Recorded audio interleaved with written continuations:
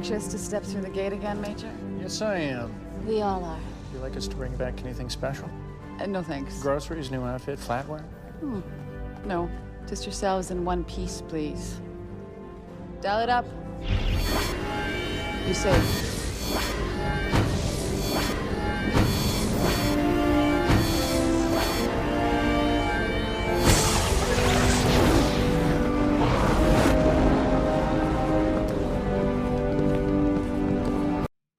Welcome to the Jumping Puddles podcast. Be sure to listen to us on Spotify, Apple Podcasts, and or YouTube. And follow us at Jumping Puddles Podcast on Tumblr and Instagram. And Jumping Pud Pod on Twitter. Hi, I'm American Sam, and with me are my fellow co-hosts, Tor and Ash. Hi! Hi! Woo! And today we're talking about letters from Pegasus. In the wake of discovering 3 Hive ships closing in on Atlantis, Dr. Rodney McKay manages to give the Atlantis enough power to dial Earth for 1.3 seconds, which is more than enough time to send all the data the expedition collected so far, as well as personal messages from the team members to their families. Meanwhile, Shepard and Taylor spy on the approaching wraith ships. Dun dun dun! Ooh, I like the Wow. espionage of this one. Yeah, it's funny. I never saw it as that, but that's what they're doing. They are spying on the ships in their little jumper. Yeah. Little So cute. jumper. Okay, so last week, I'm not sure if we said this on the air or not, but both, Ash and Tor were, so freaking excited. They were like, yeah, this episode! And I was like, I don't remember anything about it. I was like, oh, I feel like I'm really excited. So when I rewatched it, I get the hype. I'm so sorry. Oh my god, how did I forget about this episode? Holy freaking shit, it's so good. It's a gold mine. Oh my gosh, we're just me praising this episode the entire time because it was beautiful. A masterpiece, dare I say. Yeah. It is. It absolutely is. And I keep forgetting that it is supposed to be a clip show. I think it was planned as a clip show, and it still is a bit of it, especially in the beginning. There are a few things, but it has a whole, it fits because the clips are not, it's not like, yeah, we did this, and then they show 10 clips of things where they fucked up or whatever. And they did it a few times with SG-1, but not this time. Not this time. We got a whole fucking A plot and a B plot, and yeah, I think it fit together so well.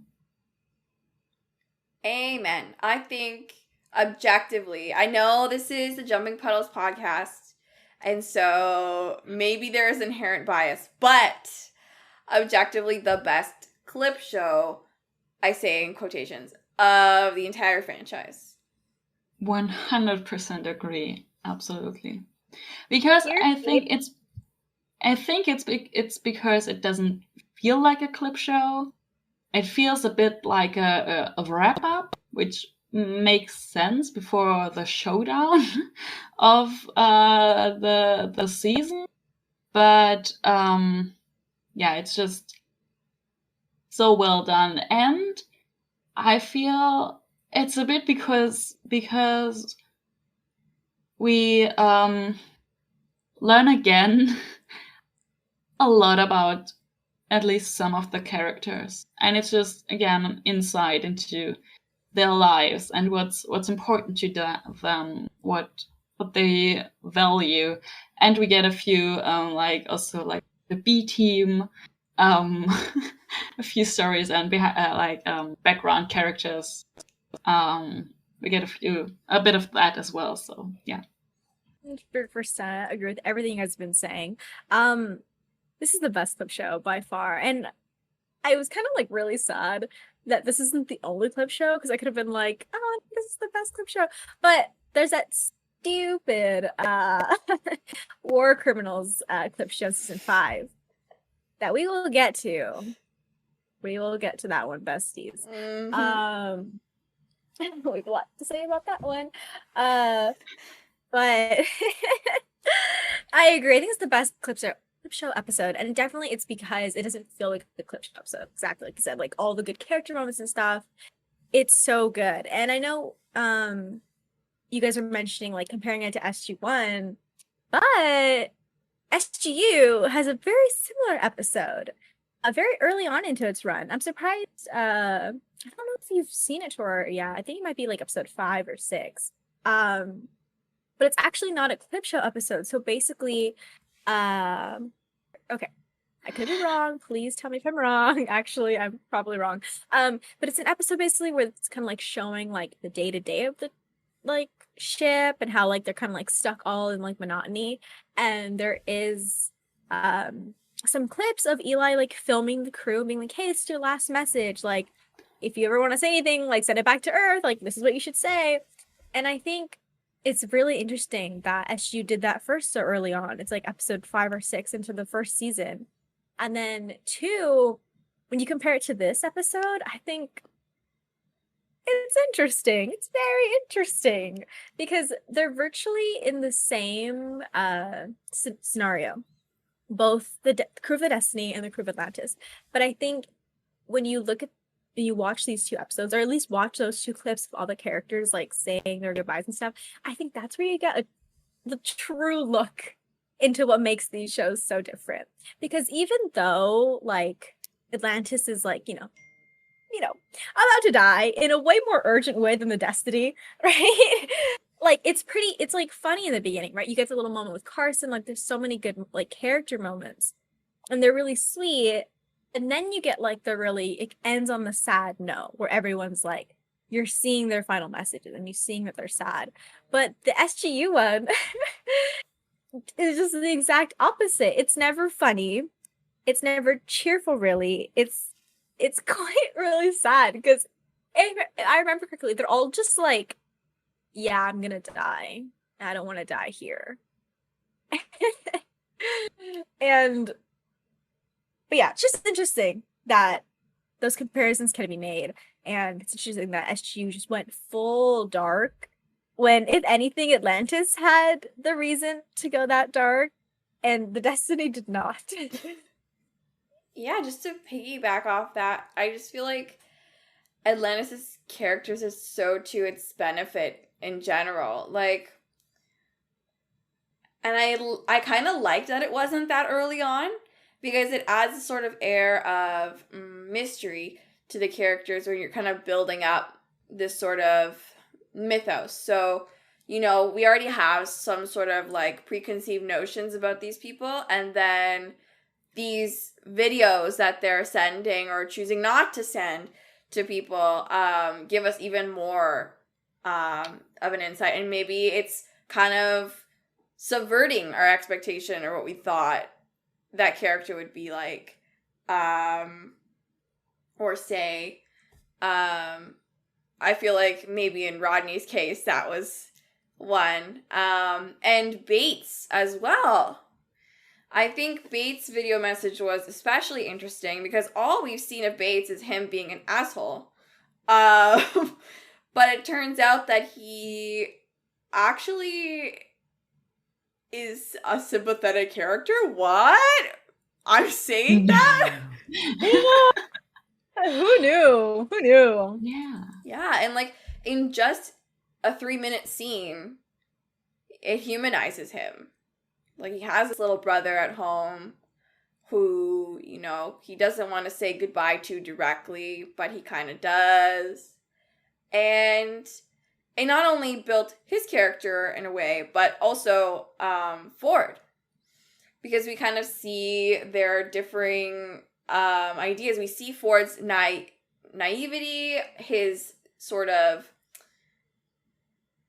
He's very young. And so he's like, why aren't you just straight up and honest and like say bye in the message? And Bates is like, bitch, I can't do that. I can't say goodbye. Like that's traumatizing for the child. So like it was interesting seeing their differing views on that and what it said about Ford. Diving into one of my favorite dynamics, I think this episode just highlighted that Ford and Rodney had the best relationship out of like the crew. And like it wasn't Ford and John, like John wasn't super bonded to Ford, it was Rodney. 100%. I will die on this hill. I was just gonna say I totally agree because we see them like 3 times in this episode, but in general, like we've mentioned, scenes with them together in the past. In the future, also, there's going to be scenes of them too, which kind of feed into this idea. But in the beginning, it even starts with them sort of being on the same wavelength in the meeting, where Ford suggests, oh, let's steal the ZPM from the Kid Planet. And Rodney's like, oh no, like that makes sense. Like he's the only one who comes to Ford's defense to be like, no, that makes sense. Like I get where he was going with that idea.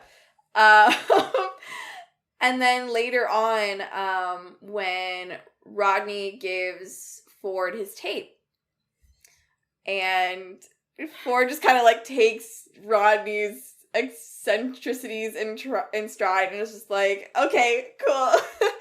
Whatever you say, boss. I just love, I love their quiet bond. It's so good.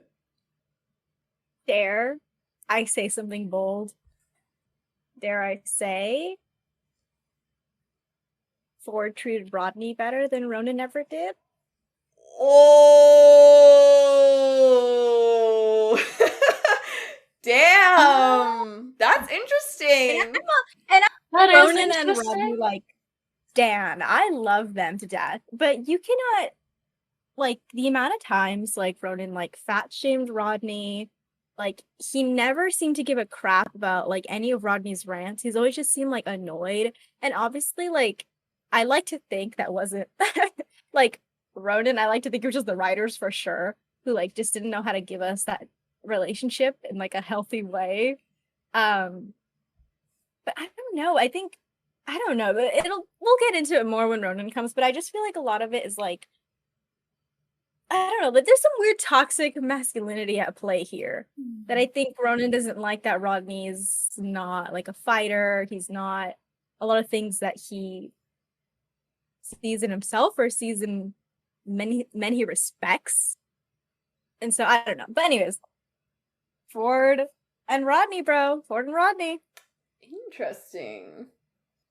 Yeah, now I'm like, now I'm thinking about it. I'm like, I'm going to be paying extra close attention now on this rewatch to that for sure. Ford and Rodney would not have had an entire episode or like multiple episodes of them fighting over Keller. Like, I'm sure they would have had at least one. Let's be honest. It would have been fighting. They would have been bickering a little.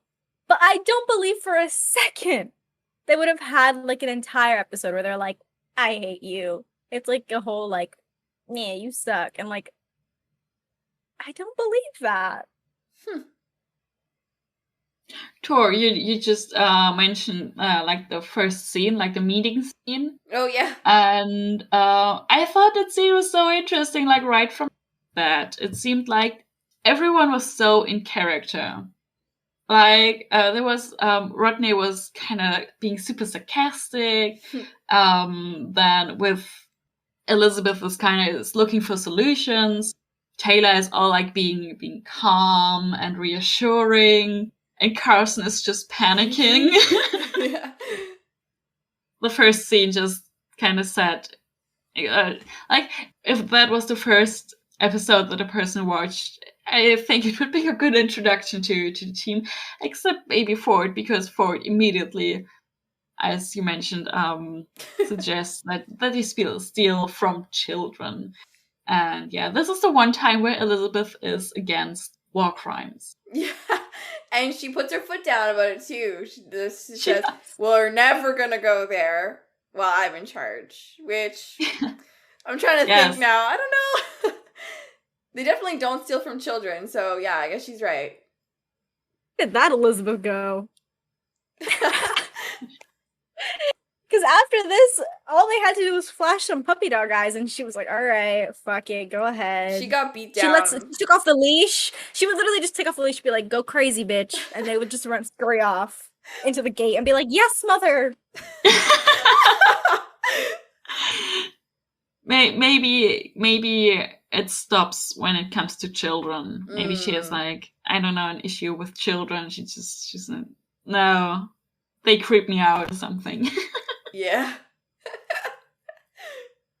He's like, I condone building atomic bombs, but I draw the line at stealing from children. Speaking of atomic bombs, I think it's interesting. We got like a lore drop where Rodney was like, oh yeah, I helped refine encoding for the United States Air Force a while back. And I was like, interesting. You know, I've always wondered how someone like Rodney, who has such disdain for the American military as an institution and what it represents, worked for the U.S. military his whole damn life. I'm like really confused.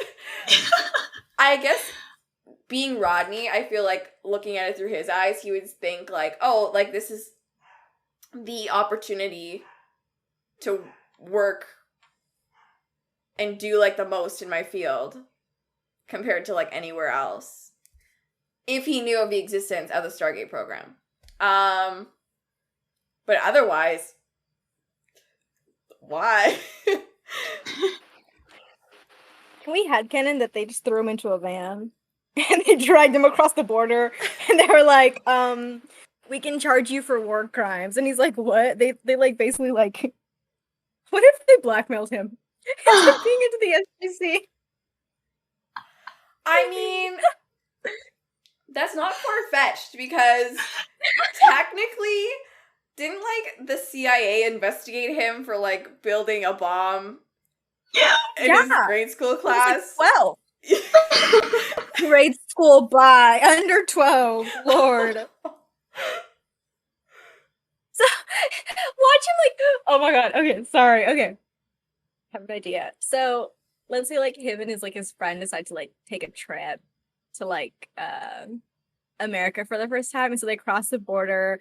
They have like $10 to their name. Like it's just supposed to be like a little fun little trip. It's supposed to stop by like, I don't know, Michigan or whatever, some shit. And they stop by like this little rinky-dink little like souvenir shop. He's buying something. All of a sudden, picked up, thrown into the back of a van, dragged to Virginia, and they're like, we have you now. And he's like, you can't keep me here, bitch. Like, what have I done? And they're like, the CIA investigated you when you were 12. And he's like, well? And they're like, you're in America now. You're going to the SGC, sir. And that's how he got recruited. He was just trying to get some like pizza or some shit. He was like, oh, I want to try like Chicago pizza. And then he got dragged into the military. Damn, he got ganked. Yep, that's how it happened. Mm-hmm. I accept. Oh my god. Okay. Sorry, one more thing to add. Imagine if he went with his boyfriend. Aww. His college boyfriend or something. And the US military's like, who's this? And he's like, my boyfriend. Now you can't have me in the military. And they're just like, bitch, just get back in the closet. Ooh. They broke up though, obviously. Like, I don't know. His boyfriend was like, wait, you can build bombs? And he didn't find that attractive like John. Yes, that's Because he sees red flags. He was a smart guy. Not like John. He's an idiot. It's a green flag for John. It's saying all systems go. Yes. Oh I hate him. Therapists wish they could look inside his brain. Speaking of which, let's talk about John in this episode. Oh shit. My gosh. Okay, well, first things first. After that little tete-a-tete and meeting in the beginning of the episode, I thought that you know, Elizabeth and John's sort of differing priorities were interesting, where I felt like Elizabeth's focus was more, we've done what we can here, so let's focus on what we can do for Earth and, like, warn Earth about all the shit that's happening. And then John's like, but what about us? Or you're gonna, no? Okay. That's fine. But then afterwards, I thought what was really interesting was his and Tayla's sort of ethical argument in the Jumper. First, I thought he was such an asshole for saying, like, oh, you know, I've had years of training in the military and they teach us, like, when it's okay, when we can save people and when we can't, like, when to differentiate between the two. And I'm like, bitch, Tayla has literally lived under, like, subjugation of the wraith for, like, her whole damn life. Like, when she was, like, a baby. And you think, like, literally under the threat of genocide her whole existence. And you think, like, your 10, 15 years in the military compares to that? I don't think so. Especially, like, not to throw shade, but, like, on the side of the aggressor, like he would be, versus her, where she's more of, like, in like, the lower, like, technologically against the wraith, they would not be on par. So yeah, I thought that was shady. But also this idea that John could not be fucked about other people. That is not his family. Exactly, because as soon as Tayla says, you can leave, I'm gonna stay here and wait for Orym, but, like, don't expect me to come with you if you decide to leave. Only then is John like, okay, I guess we can wait. Because he's like, bitch is ready to bounce. Like, if Tayla was like, okay, fine, like, but because she was like, no, I won't leave with you, he's like, oh, okay. I guess we're staying.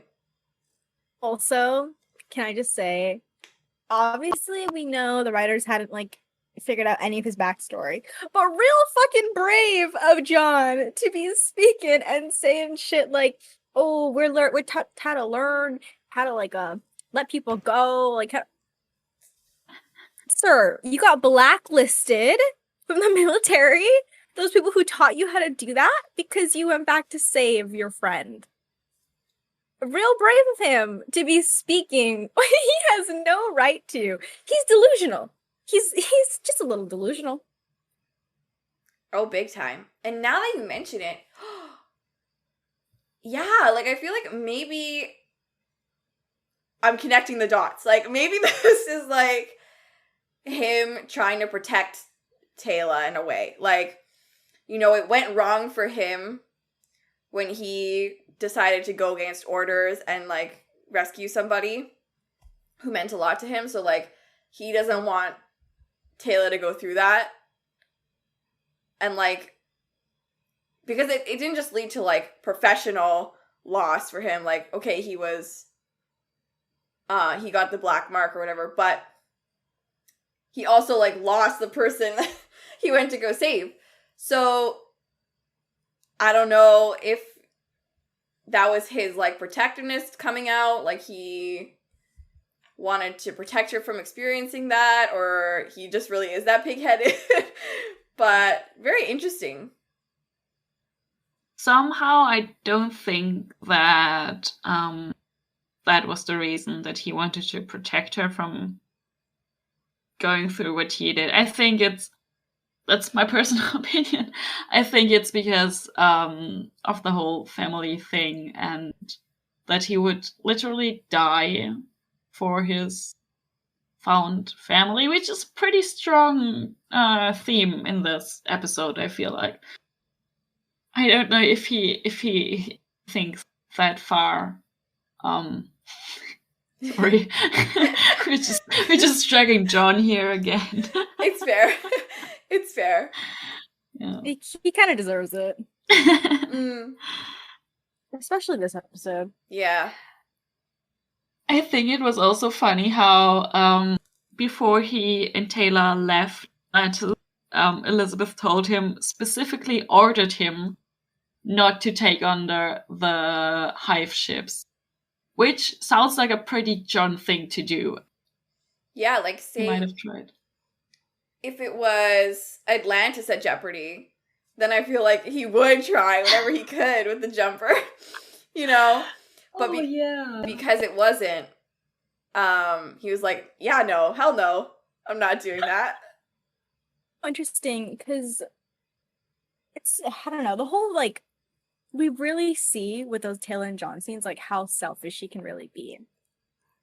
And how very, like, one-track mind. And I kind of want to talk about Taylor, because, bitch, this is her best episode yet. This is her best episode yet. I am obsessed with everything about her in this episode. I think the way, from the beginning, again, I love that her and Elizabeth were both like, we are not going to steal from children. Okay, mothers, co-leaders of Atlantis, were putting their foots down. And she was very, like, turned off by Ronnie and Ford even suggesting it. She's like, it would be the highest, like, dishonor for her to, like, commit that crime. And I think it makes me so sad, because I think this would have been so interesting to explore, you know, because, like, we see this again in the future with, like, Michael and, like, other things the team does. She'll like say, like, oh, I don't agree with this, and they're like, anyways, like, they'll just bulldoze over her, like, if she didn't say anything. They don't really care about her opinion. But I think in this one, I don't know, like, it was just sort of the best that it's ever going to be, of her kind of, like, putting her foot down and being like, no, I'm not going to do this. And kind of like with Elizabeth, it makes me sad that, like, they kind of just immediately lost that. Or I don't know when. I mean, not say immediately. But they lose that very quickly after season 1. They just kind of are like, yeah, go ahead, John. Like, yeah, do that. So I just wish they had kept some of their headstrong personality. And I think this is the beginning of Taylor's best arc. This one and the next episode for sure. I'm going to say something that's might be a little controversial. From a personal standpoint, I want to blame, as I always like to blame, the writers for that one, but also the audience. Because I feel like to a male audience, you know, an Elizabeth and a Taylor who say yes all the time is a lot more palatable than ones that wouldn't. Because this is why people didn't like Daniel. Because Daniel was always like, why do we have to fight about it? Why can't we just, you know, do this or, like, talk about it? And people hated that Daniel, like, was always preaching peace. And so I feel like similarly, people would have similar attitudes towards Elizabeth and Taylor for wanting to do things the smart way and not, like, with our P90s blazing. You know? Constantly. But I don't know. That just might be me, but Speak your truth, queen. No, you literally nailed that on the fucking head. And that's, like, for example, we didn't even get to talk about this. We were too busy ranting about everything else. But I'm on season 4 of DS9. And, like, to hear that, like, so many people, like, at that time, and even now, like, don't like Kira Nerys, when she's one of the best characters in sci-fi ever. And because she's very similar to Taylor, where she's been under subjugation, she did all this stuff to get out of it. And, like, she's still angry, but she has other emotions too, of course. But, like, she's valid in a lot of her points when she's like, Federation is, like, doing this, or, like, this is what's happening, you know? And again, it's that good old-fashioned sexism, misogyny, take your pick. Yeah. That, like, she's not, like, a completely loved character, you know? And the same thing goes for Taylor. Like, oh. Yeah, no, you're so right. Tor, what you said, that's so interesting, because I never thought about it that way.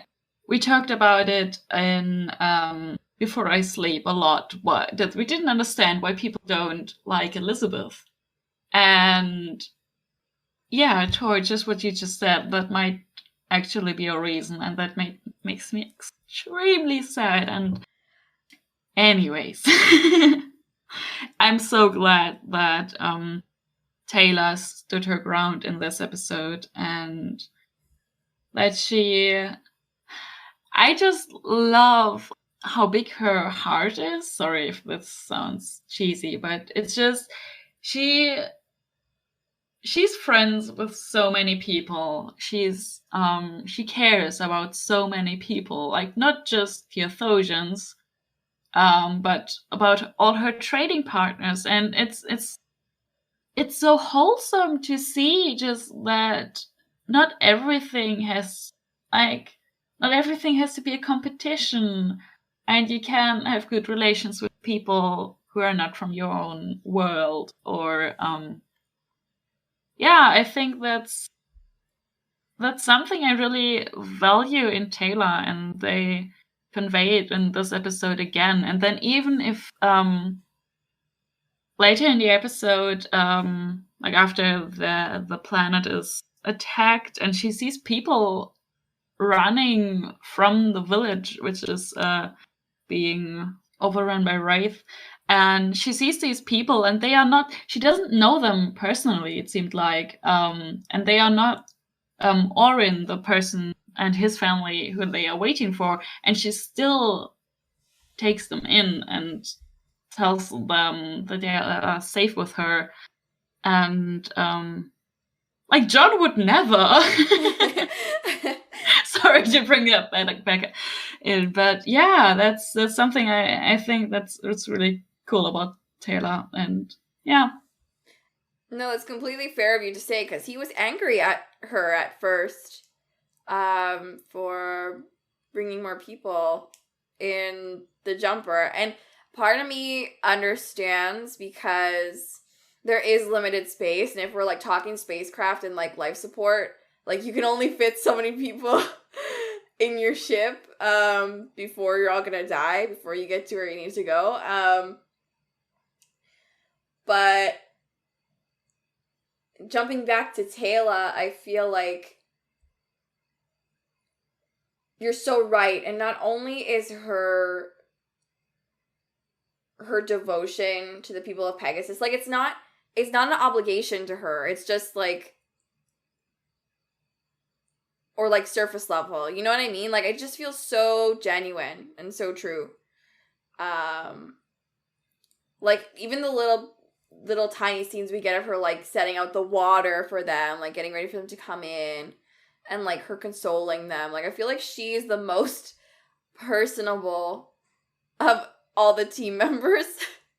Like she's the only one who like can actually talk to people on a human level. She's the mom friend. She is. She is the only one, the only adult, the only one with the brain cell. They would be nothing without Taylor. No. Also, okay, kind of random, but it's on the topic. It's kind of funny. Ooh, I'm gonna make some people mad right now. But I feel like it's kind of funny because I feel like the people who usually butt the most heads in this show are Taylor and John. And it's wild to me that they're meant to be love interests. They are constantly fighting. Like, maybe not like actually like you know, like fully fighting. But like she's constantly the one to be like bringing him back, you know, in that one clip in Irresponsible where he's like, I want to go kill Koya. And she's like, no, you can't. Like very much the mom, like he's like, mother, I crave violence, and she's like, what? Very much that vibe. And I don't know, I feel like, and then don't even like her when she gets pregnant, they have that huge fight where she's like, I can still go on missions, and he's like, that's not true, like you're putting yourself in danger. And like they get into these fights all the time. And so again, it just blows my mind that they were supposed to be love interests, because I feel like it's not even like bickering like cute. I feel like fundamentally they just disagree on so many levels. Yeah, absolutely. I've been thinking about that too, that like in this episode, Taylor and John got paired up again. And they disagree all the time. sometimes I wish to just talk about with John Taylor shippers about all these episodes and scenes that I watch, and I see them paired up, or I see them in a scene, and I wonder, like, in some scenes I can see where they are coming from, but yeah, like in this episode, just not at all. They are bumping heads all the time, but yeah, they have these fundamental differences of what's right and what they see as important, and who they see as family, or who they consider worth saving even. So yeah, it's really interesting. Yeah, and it's not like in like a cute, sexy way. You know, like they're fighting, but it's like a ooh, like they're taking digs at each other way. Particularly, there's one line of dialogue that I'm obsessed with in this when they're arguing, and then I think John says, "What do you want from me?" And Taylor's like, "Too much, I fear," and that is like just that spells it out completely for me why I just don't think they work on a fundamental level. Like, he just cannot give her what she needs, you know? No fault of hers, all his. It's all his it's all his problem. But yeah, I just no. Once again, I think we can see who was writing this show. And I wonder how many of the writers had mommy issues. Because, Lord, just go to therapy. Don't put us through it, goddamn. Damn. The way that they literally say it, they sound like divorced parents who, like, hate each other but still have to be there for their kid. The fact that she's, like, too much... Girl, that parallels Nancy. That's what Nancy... I don't know. Yeah. Just interesting observations. Spicy. And going back to that argument also, I forgot to mention, John literally, with his chest, is like, these words exactly. I wouldn't help someone close to me if it jeopardized the mission. Bitch. That's such a lie! Oh my god. That is like the biggest lie I've ever heard in my life. They really had no idea what they were going to do with John. Because this motherfucker, like 2 seasons later, will refuse to give anyone up. Will go to the ends of the earth to save the people he cares about. And I think, you know, a point can be made here that maybe it's just like him trying to push people away. He's been, you know, last time he tried to save someone, they died. And then he ended up in Antarctica for who knows, was it months? Years? I don't know, but he was there. For a long time. So it could be seen, I kind of read it as like, at least that line specifically, I'd like to read it as like, okay, he's just saying things. He's just trying to put up a front because he's trying not to let them like see it.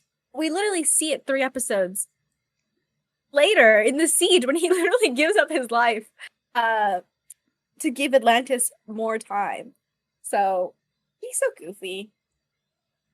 Also, can we talk about how he mentions 2 times that he doesn't have anyone or not any family on Earth that he wants to send a message to?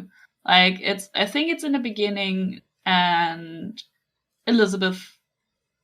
I think Elizabeth asks him if he is going to send, or if he doesn't want to send a personal message, and he's like, no. Is that a scene, or am I mixing it up with Rodney? At the end. There's that scene with Rodney in the beginning, and then that scene with John at the end, where she's like, so are you gonna do message? And he's like, no. And then she's like, okay, well, you're gonna do this one. Okay, so it's in the end. He says no, and then he does the message for the family of Sumner. And he mentions in that tape, like he starts it like, yeah, I don't know if Sumner's family is still alive. Not all of us do have families. And it's like in a half a sentence. And I think by saying we, he means himself and probably a few others who might not have anyone at home. And I thought to me, it was so outstanding that he doesn't have a family and he's aware on Earth and he's aware of that. And he might even be aware that, yeah, not everybody else has one too. And that's, yeah, kind of cool. Not cool, but it would be nice to like think that he's aware of the situations of a few others. I think, I really wish we got more insight into him and his family. Because we do get that episode season 4. However, his dad's already in the casket. There's like one of the most interesting dynamics they could have had, we could have seen on screen. Half of him is gone. So we just get leftover like little hints and pieces, and like fans like make up the rest, But man, do I think it's interesting that season 1, he was like, yeah, I don't have any family. There is so much that we don't know about what happened with his father, what happened with his brother. And like Nancy too, he didn't even want to make a message for Nancy. Like he cut off all ties from Earth, And I think, it makes me so sad that his father passed away before we could see them interact, because there's just so much left unsaid and fans have to fill in the blank, and obviously like that can be fun. But I know people write, it can go from extreme.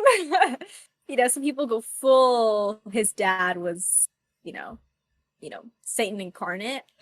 So like John is just being dramatic. There's a whole range, and I just wish we got like canon information on how far, where he was on the spectrum. Yeah, and it's always been such a fascinating piece of the John Shepherd puzzle. Like trying to connect this John who says he doesn't have any family, or implies that he doesn't have any family, to the John in season 4 where we see he very much so does have a family that he was very much estranged from. So it's just, it's really interesting to try and determine what exactly went wrong there with all the little bits of information that he gives us throughout the series. Like, I think the only other thing he really says is, like, he mentions something about his father.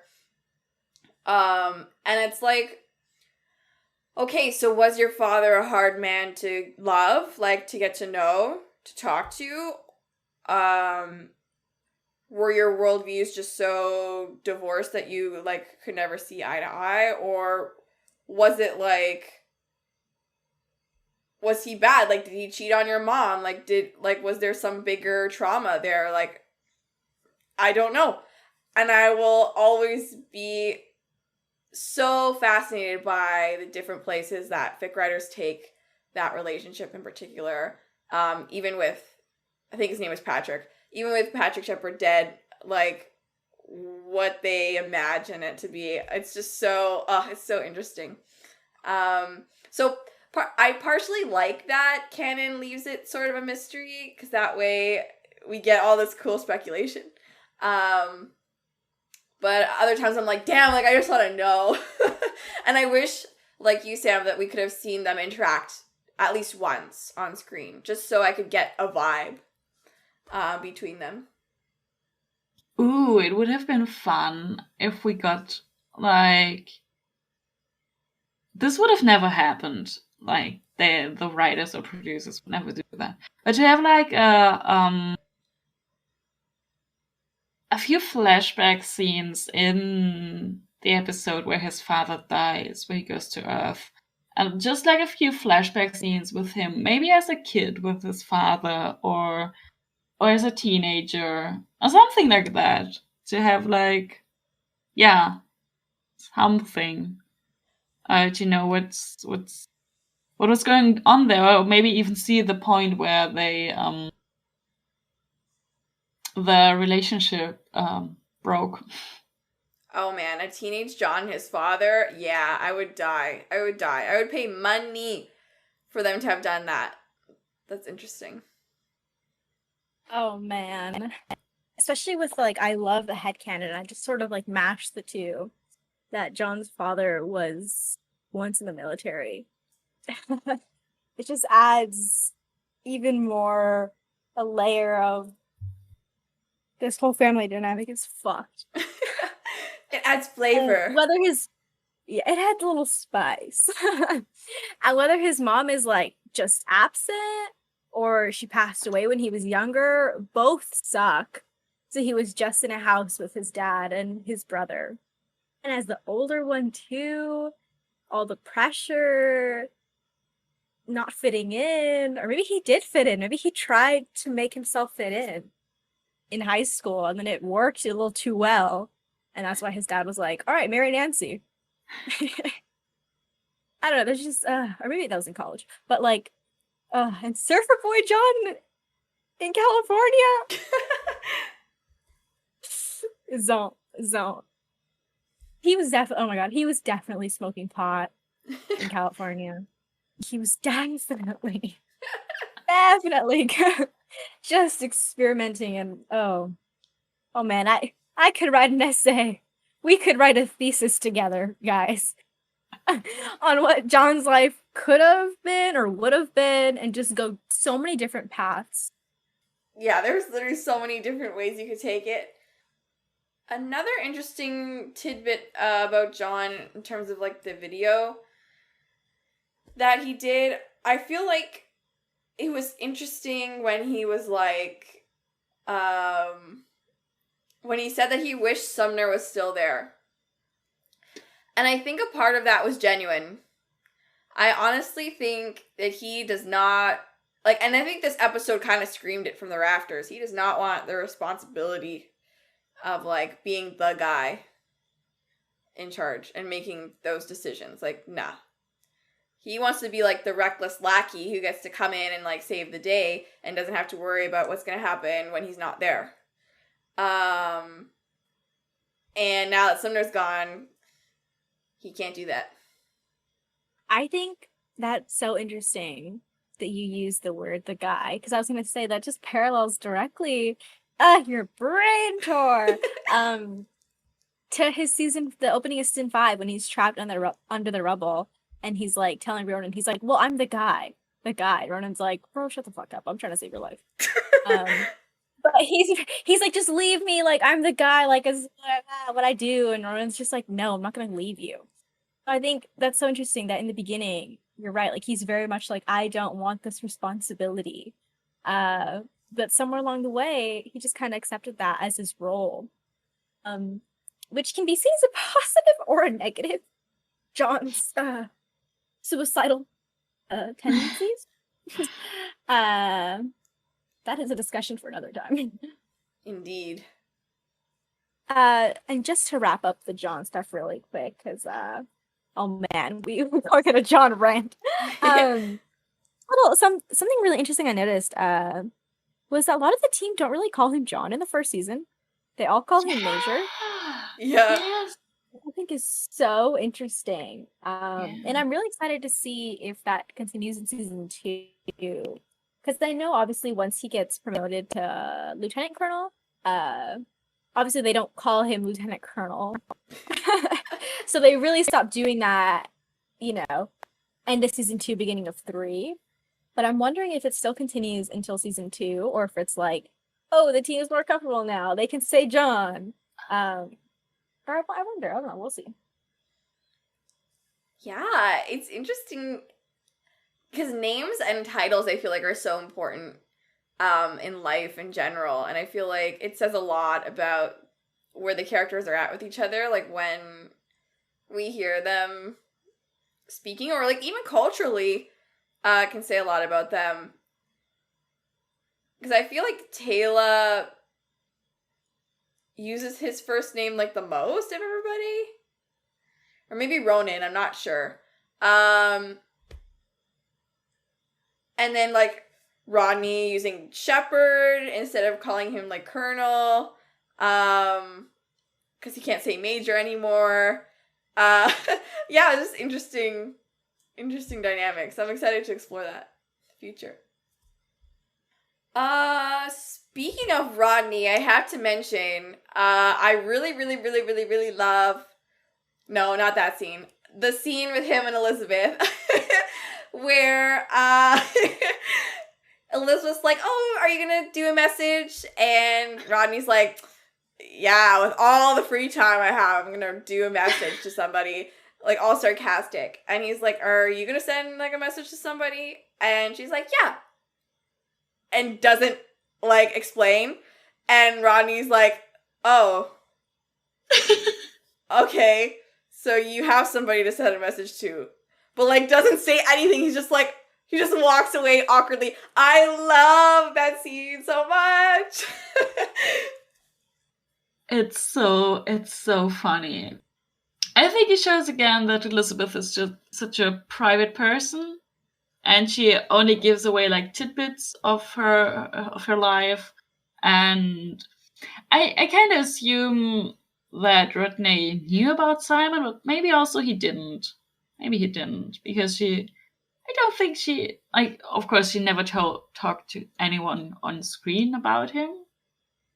But yeah, that's so funny that Rodney is so awkward about it. But it's not the only message that Elizabeth records, which brings me elegantly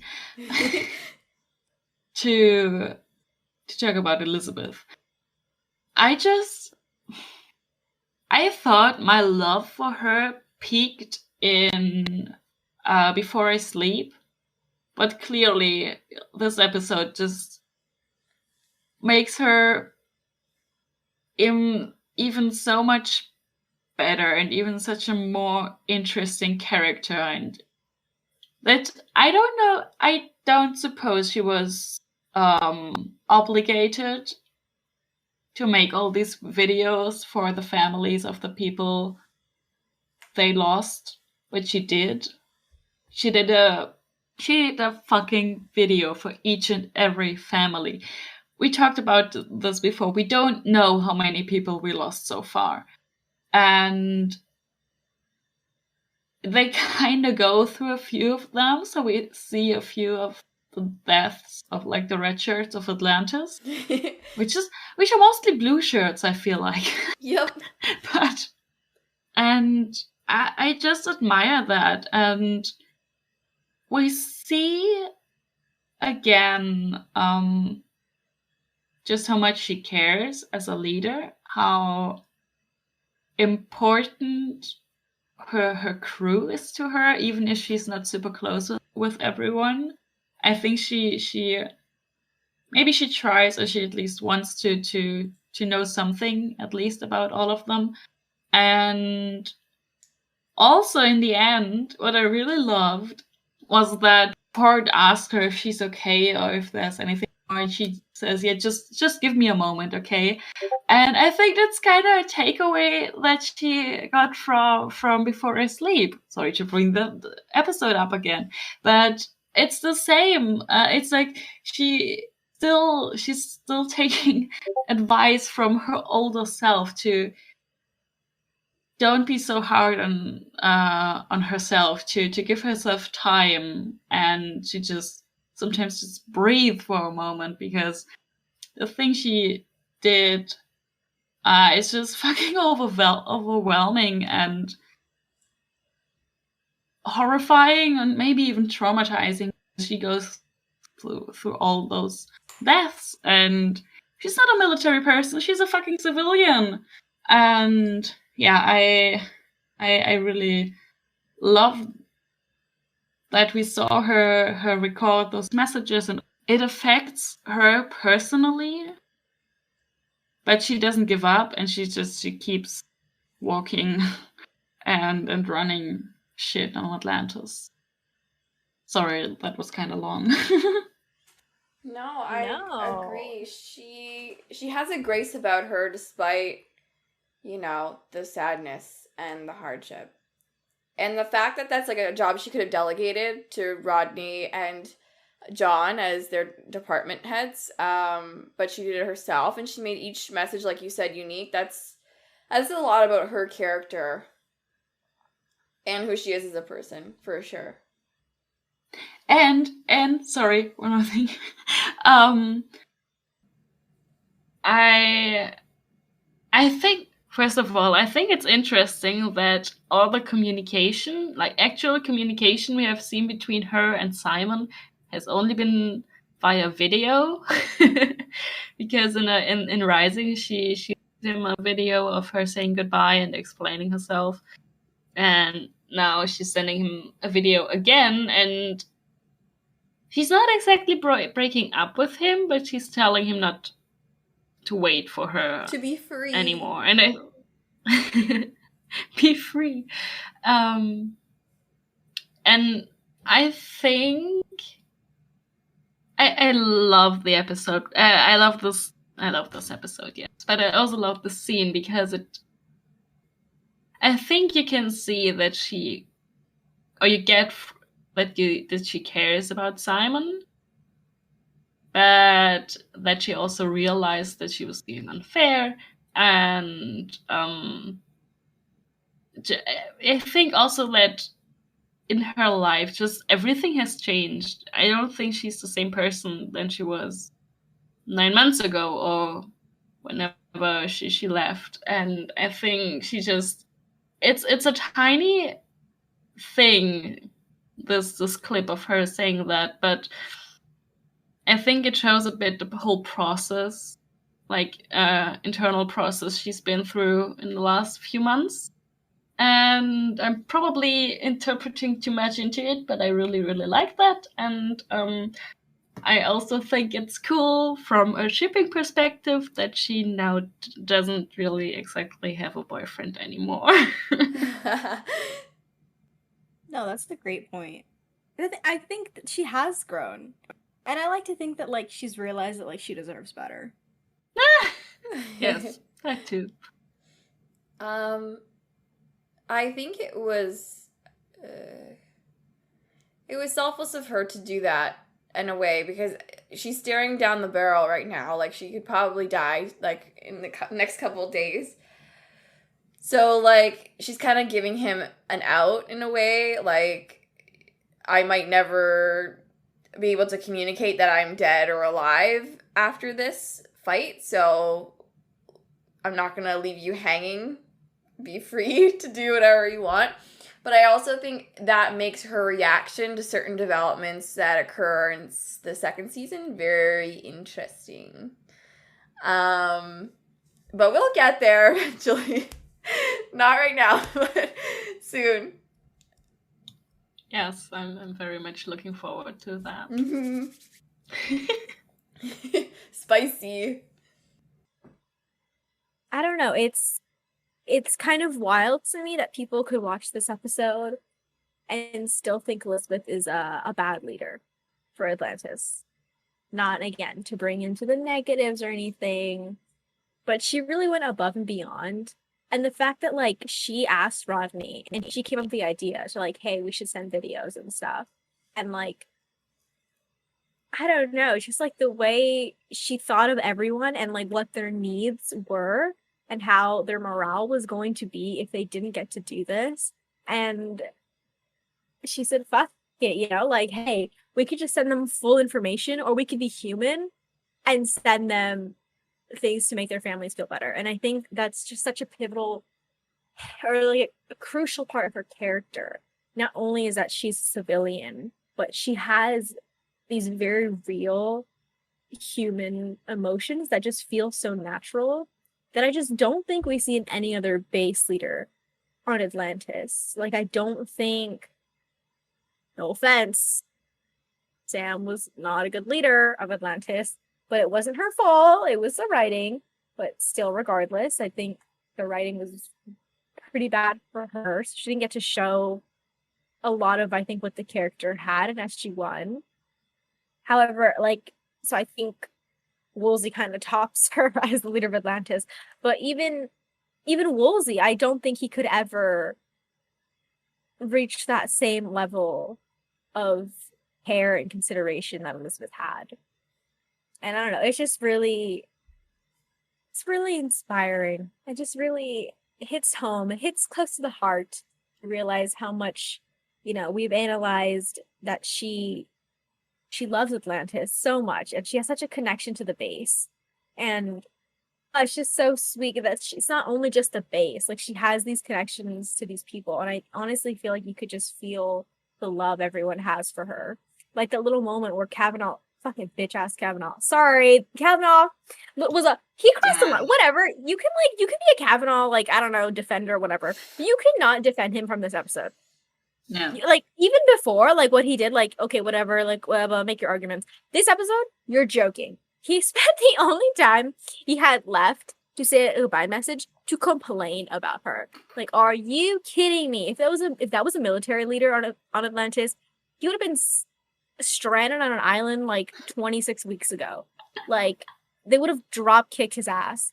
Okay, so that little moment though of Ford being like, "Are you gonna complain? Okay, well, bye. I don't want to listen to this." Like, it's not even like we've seen like this huge like Ford and Elizabeth relationship, but I think it just shows that even then, like, anyone who's on the base has seen how much she's done for everyone and like respects her on this insane level that he just walked the fuck out.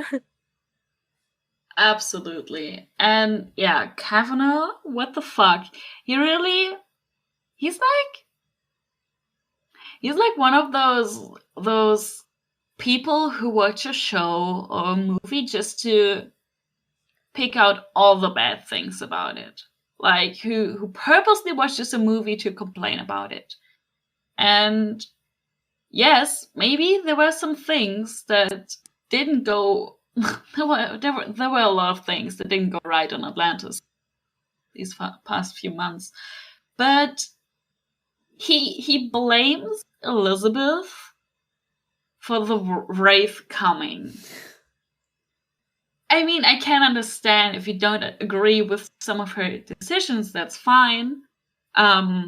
Maybe not all of them led to the best outcome, but that also doesn't mean that if she had decided in a different manner that things would have gotten better. Or that I think he takes everything personal. Everything she does, he takes personal. And yeah, he's just such a fucking bitch. I just wrote down, shut the fuck up. Yeah, and I think I really like, there's an episode, oh my god, I don't remember what episode exactly, but it's like early on in season 5 when Woolsey is the base leader, and basically it's like his first day or something on the job, whatever. And like at the end of the episode, there's a little scene where he's like, nothing went to plan. He's like, how the fuck am I gonna explain this to Iowa? And John's like, or someone's just like, welcome to Atlantis, like this is the place. And I just think that like, oh, that just mirrors so much of what Elizabeth does in the first season, where like nothing goes to plan here. All your plans go out the window on Atlantis. There is no planning. Something's gonna go wrong, and you're gonna have to commit like 26 human rights violations to fix it. And like, they're not gonna like it back on Earth, but what other choice do you have? And so I don't know, I think that's really interesting. Because again, look at all the shit Woolsey pulled. I don't remember some of it because I don't watch season 5 very often. But like, I don't see Woolsey getting dragged through the mud every 3 seconds, calling him like a bad base leader. And he wasn't, but like, I don't know, you can just see the similarities. Oh, let's just get into the messages, actually. Okay, I'm just gonna say it. Carson and his mom are cute. So They cute. are. I know we haven't historically been the biggest Carson stans. In fact, we mostly like changed everything about his character. But no, I think him being a mama's boy is just so freaking adorable. and I just love their bond. I wish we actually got to see more of it. Yeah, like in the pilot when she's like putting the food in front of him on the little like sequence, so they're saying goodbye to everybody. That was so cute. So I love the callback to his mom because it's clear that he cares about her a lot. I just thought it was really funny how Ford was there. Like, he stands behind the camera for everyone's interview, and it's so awkward. Like, I wouldn't want to say anything emotional in front of Ford, not because I don't like Ford, but because it's just awkward. Like, ew, I don't want to spill my guts in front of someone I work with. But yeah, it was funny to have him there, like, giving commentary and critiquing Carson's video message. Dude, let Carson just help his mom out. Let him help his mom out with her foot problem. Like, that's fine. Especially because, like, hello, he's a doctor. If you don't feel comfortable talking to your son, who's also a doctor, who else are you going to feel comfortable with? Exactly. What a sweetie. Ford, no judging. He was judging hardcore. He was. And also later when he says, "Dude, you can't say Earthlings," because she knows I'm from Earth. Oh. It's true. She gave birth to him there. She did, yeah. No, that whole scene was just hilarious. Also, Carson seemingly not understanding that he could delete the part that he recorded and just do it again. it was, I don't know, a bit of this. I guess Carson is not that much older than Ford, but it seemed like a bit of a generational clash. Yeah, like Ford has to be there to help like the old people. I say in quotations because he's not old or not that old. Use the technology. It's great. Adorable. So freaking cute. Speaking of Ford, though, his message to his grandparents. Yeah. I'm screaming. Oh my god. So freaking cute. Oh my god. I was just gonna say I liked how it was kind of selfless, in a way. Like I feel like it was to make his grandparents feel better. Like he was, you know, acting really tough, but in a gentle way, like being like, "Oh yeah, I'm fine. Don't worry about me," even though he's like probably gonna die soon. I don't know. It made me feel something for his character for like the first time in this whole series. Yeah, no, I completely agree. It was a really soft moment, and yeah, we finally got a little bit to his character in this case, or in this episode. And it's also a nice callback to the pilot where he says we see him say goodbye to his grandparents. I think they're his grandparents, and so yeah, it was really, really nice. And I wonder why he isn't recording a message for his parents.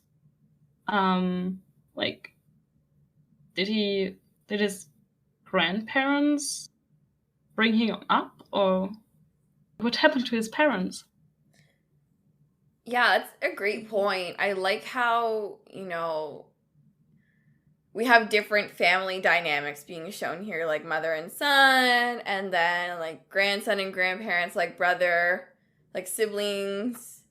Because not everyone comes from the typical nuclear family. And I think it lends truthfulness to the whole episode. Yeah, it just feels genuine, you know? Yeah, 100%. It just adds more to each character. It's a little extra spice. But yeah, I feel like it's not a leap to be like, yeah, I feel like Ford was raised by his grandparents. Like, just judging from like the very little interaction we get, it seems like he's way closer.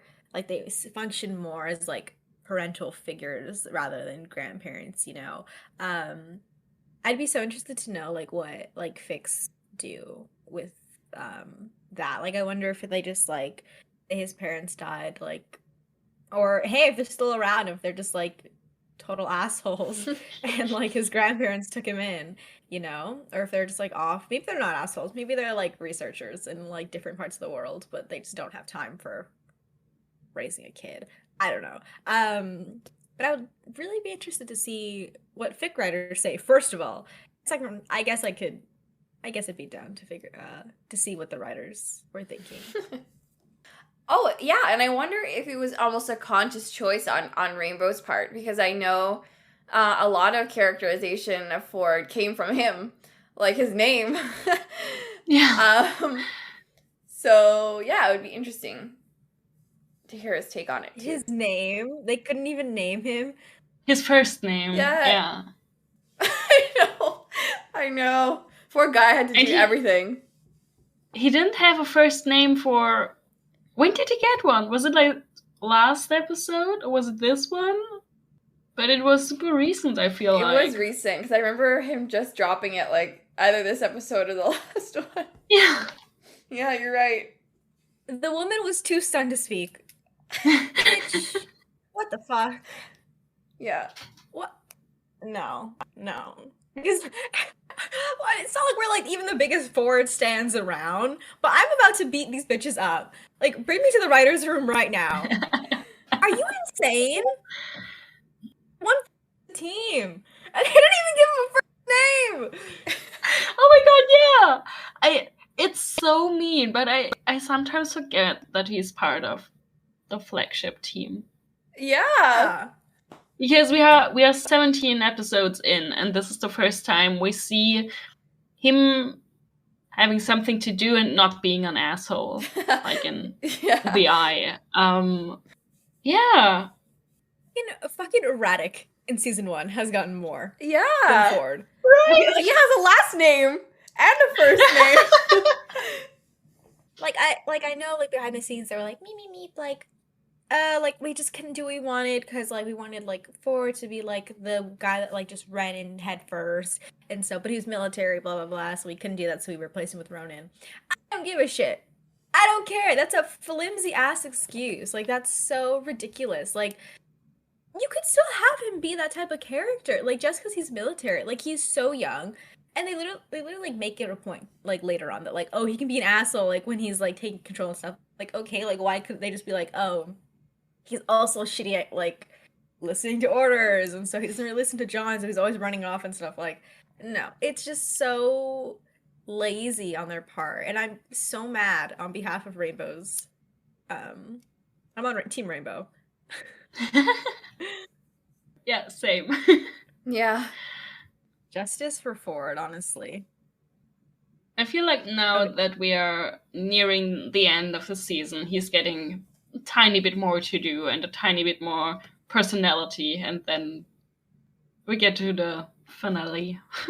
Yeah. That's what I was gonna say. I feel like they're giving us this like tiny little bit of like scraps and being like, oh yeah, here's what Ford's character is like, hee, and then because these bitches know, because they know what they're gonna do to him.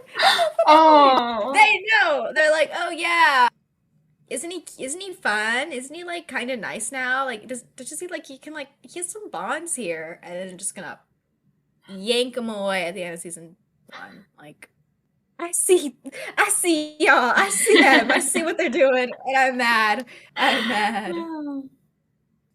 Sam, since you mentioned Radek earlier, we have to talk about his tape, right? Yes.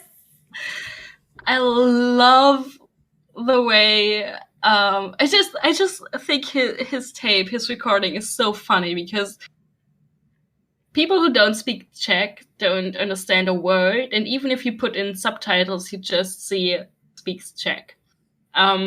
So you have no idea what he's talking about, but you know because you get all the flashbacks, and obviously he's talking about how the city is rising or was rising, and I love that he remembered that so fondly because it's one of my favorite scenes because it's so fucking beautiful, and yeah, it's I think it's very funny. And a while ago, I saw a post on Tumblr that had like translated what he was saying, and he was just explaining how the city rose from the ocean and how beautiful it was, and oh, I love that. Yeah, I love his message in particular, and I know like they just wanted to reuse the CGI scene because they paid so much money for it, so like, let's shoehorn it in again. But I feel like Radix should be the one who they use that flashback on in particular, because I feel like his character is so, like, he's the guy who fixes everything, and he's there with, like, the last minute saves, and he understands the city, you know?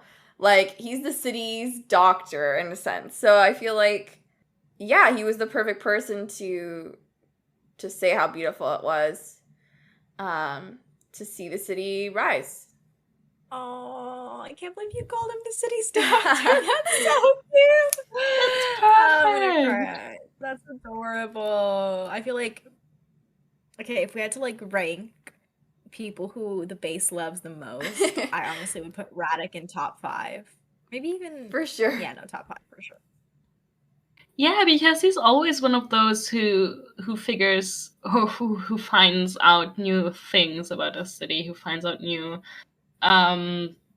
like the consoles and tries to figure out what they do. He's the one who found accidentally, I think, the deep space scanners, whatever it was.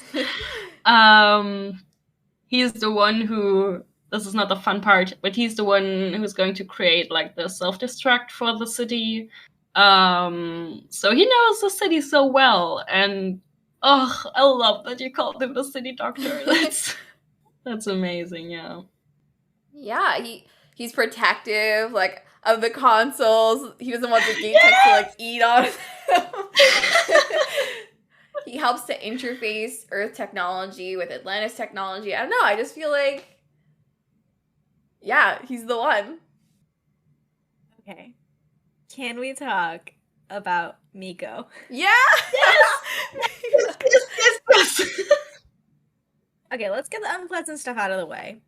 1, don't love the accent. Don't love the over-exaggerated accent. And 2, the whole I will serve him thing, it feeds into such problematic and ancient stereotypes, especially for Asian women. So big middle finger to the writers for that. Screw y'all, assholes. Yeah. However, we love Miko here. We are Miko stans. She's great. Fic does her better, of course. Well, occasionally, Fic will do her justice. Let's remember that Atlantis fic was written a few decades ago, a few years ago. Yeah. A few years ago. So it doesn't always have the best representation or the best, yeah. But we love Miko here. We love Miko. And I fucking love her montage with Rodney. It's one of my favorite things ever. Yeah, the scientists in Atlantis are, like, the most fascinating, I think, group or social group. Like, I just want to study them. Like, I want to be a fly on the wall of them, like, arguing about some new technology that they found or doing experiments in the lab. Like, I just want to see them functioning as a unit way more than we got to see them on the show. And again, Vic does a great job of, like, taking these scientists that we meet one time and they're in one episode of the show and just expanding on them and stuff. But yeah, it was a delight to see Rodney interacting with his quote unquote minions in the lab, particularly Miko, because she's just so great. And I can't help but smile when I see her. Actually, you know what? I think there was one fic that I read that is just about her. And it does it's like Before I Sleep, but what if it was Miko? And I think it was really good and really interesting. If I can find it, I will link it in the show notes for sure. and I will send it to you guys as well. Yeah, please. Oh my gosh. yeah. That sounds amazing. Because Atlantis genfic is just so good. So yeah, I will do some investigating on that front. Okay. First thing, a sudden idea just popped into my head. Is there like any fics? Like, we need like an office style fic of the Atlantis science expedition. Yes. That would be so good. I mean, you could do like the whole base, honestly, but I think it'd just be so fun just to focus on the science expedition. Oh my god, I think it'd be so much fun. With the zoom ins. If it was a show. Oh. So good. I'll write that down, bitch. Yeah. Well, no, hey, if anyone wants to write that fic, go ahead. Just like at me. I'm writing that down because I think it's like a fun edit idea. It would. Oh my. Yeah. Anyways, that was the first part. Second part though, I just love, like, it makes me so sad that we never got. I know it's supposed to be in season 6, blah blah blah. Okay, but I get so sad we never got like a lower decks, version of Atlantis. And again, guys, where's the fake, please? But I think it would have been so much fun, and I think it's so interesting when you get to see, your main characters in the eyes of someone else, in the eyes of like other people who actually like, see them day to day and like know them pretty well. And so I love that we get to see how Rodney like acts really with like the science expedition, because it's something that's like never really, they don't do that often. They don't utilize that trick very often. And so it's so good. It's very effective. And I just wish we got more of like, more to see from other people on the expedition.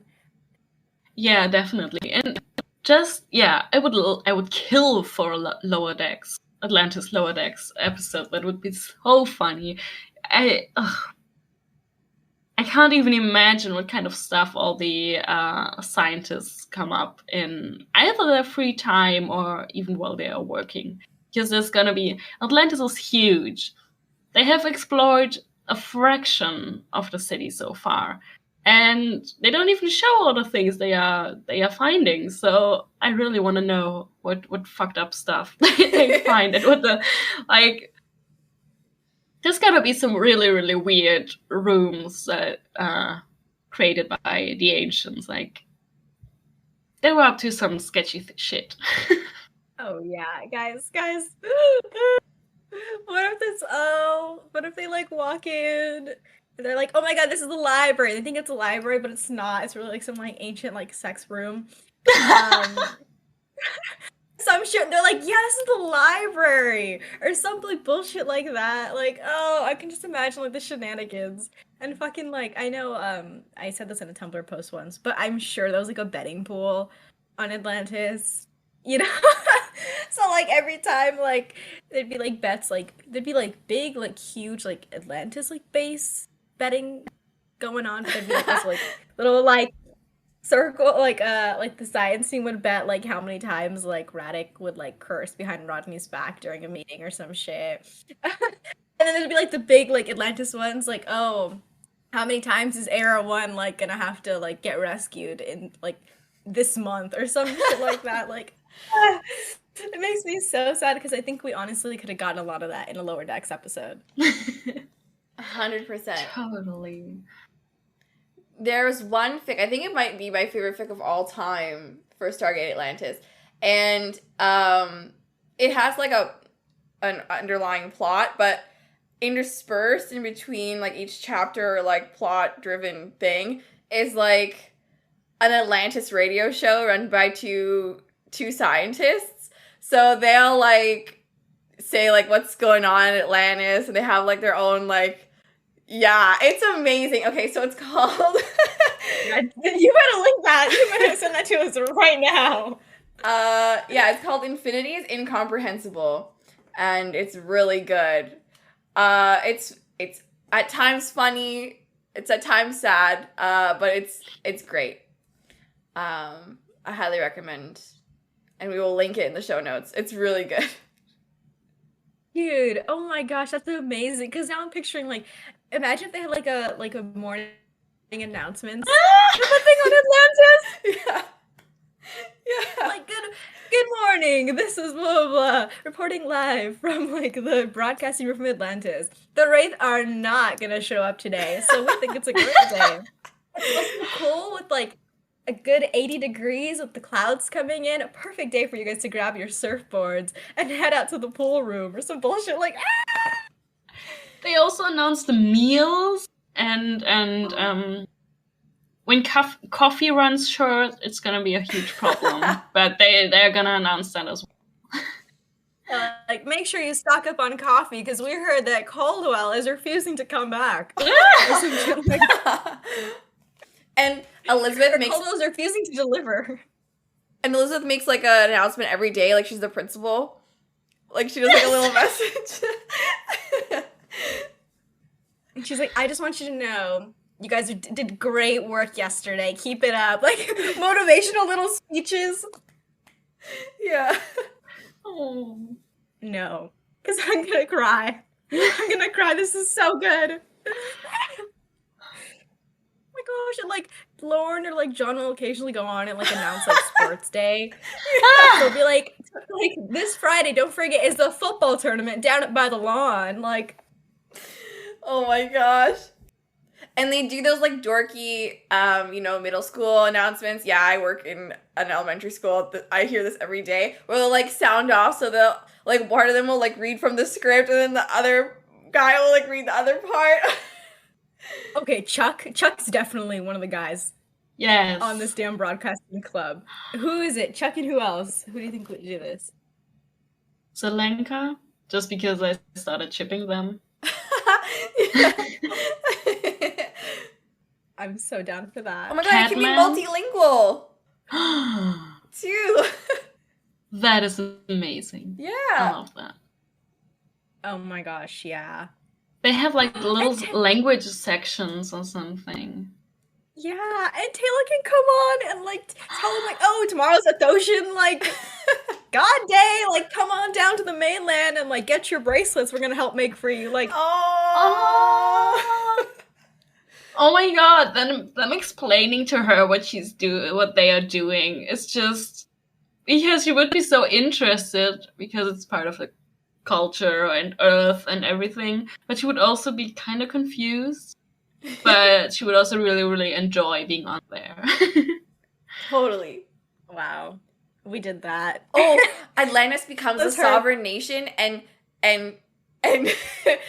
Taylor comes up with the themes, like the anthem, and she sings the anthem every morning on the announcements. Yeah, they host a competition where everyone gets to try to design the flag. Yeah. Best flag wins. Rainbow flag. Yeah. It's just the pride flag with like a jumper in the middle. This is amazing. I'm not over Taylor singing for the morning announcement. She's like, all right, guys, like, raise up your hand wherever you are. Or, like, put your hands up and, like, sing the song every morning. Or they do, like, a little wave. Like, I don't know. There's different moves they can do. Oh. She gets them going. She's like, put your arms up. Work, Well, they have work like it a out a little little bit. dance. They have like a little dance that goes with it. Aerobicize. Stop. That's perfect. Oh, this is amazing. This is amazing. I want to live in our version of Atlantis. I know. Yeah, me too. Our beautiful city with columns and pillars and waterfalls and multiple parts of the city and a big pride flag at the top with a jumper. Yeah. Don't forget that. Imagine if the stairs could light up in different colors. And like the big stairs leading up or down to the Stargate, and they did like, oh my gosh, yeah. Like how they light up Oh my the CN gosh. Tower for different days and it's like a different color depending. Yeah, it's so good. Because now I'm picturing like in this version where Zelenka has his bar, all everywhere is just covered in the flags. Oh. I'm gonna scream. This is amazing. Why did we do this? I love our Atlantis. Me too. I want to hang out there. I want to go to Zelenka's bar. Man. Yeah, me too. They have karaoke. Ooh, yeah. A friend of mine asked at the Stargate Atlantis panel at FedCon if their characters had karaoke, what they would sing. I don't remember all of them, but I remember Tori saying Pissing in the River by Patti Smith. And yeah. Oh yeah! I think I remember that con video. Yeah, it's on Tumblr. Yeah. Oh man. Now I want to know everyone's karaoke song. Right? Oh, Taylor. Oh. Well, yeah, she'd blow everyone out of the water, of course. Every time. You think she would get, like, not banned, but, like, asked not to sing on certain days or certain times so other people would sing too. Yeah. Because everybody's just always so blown away and nobody dares to go up after her. Exactly. She has to be the last song of the night. Otherwise... Yes! Oh dear. I love her. Oh my gosh. Also, kind of side note, but definitely the first people to get married on the base are definitely Lauren and Parrish. And I really believe Yeah.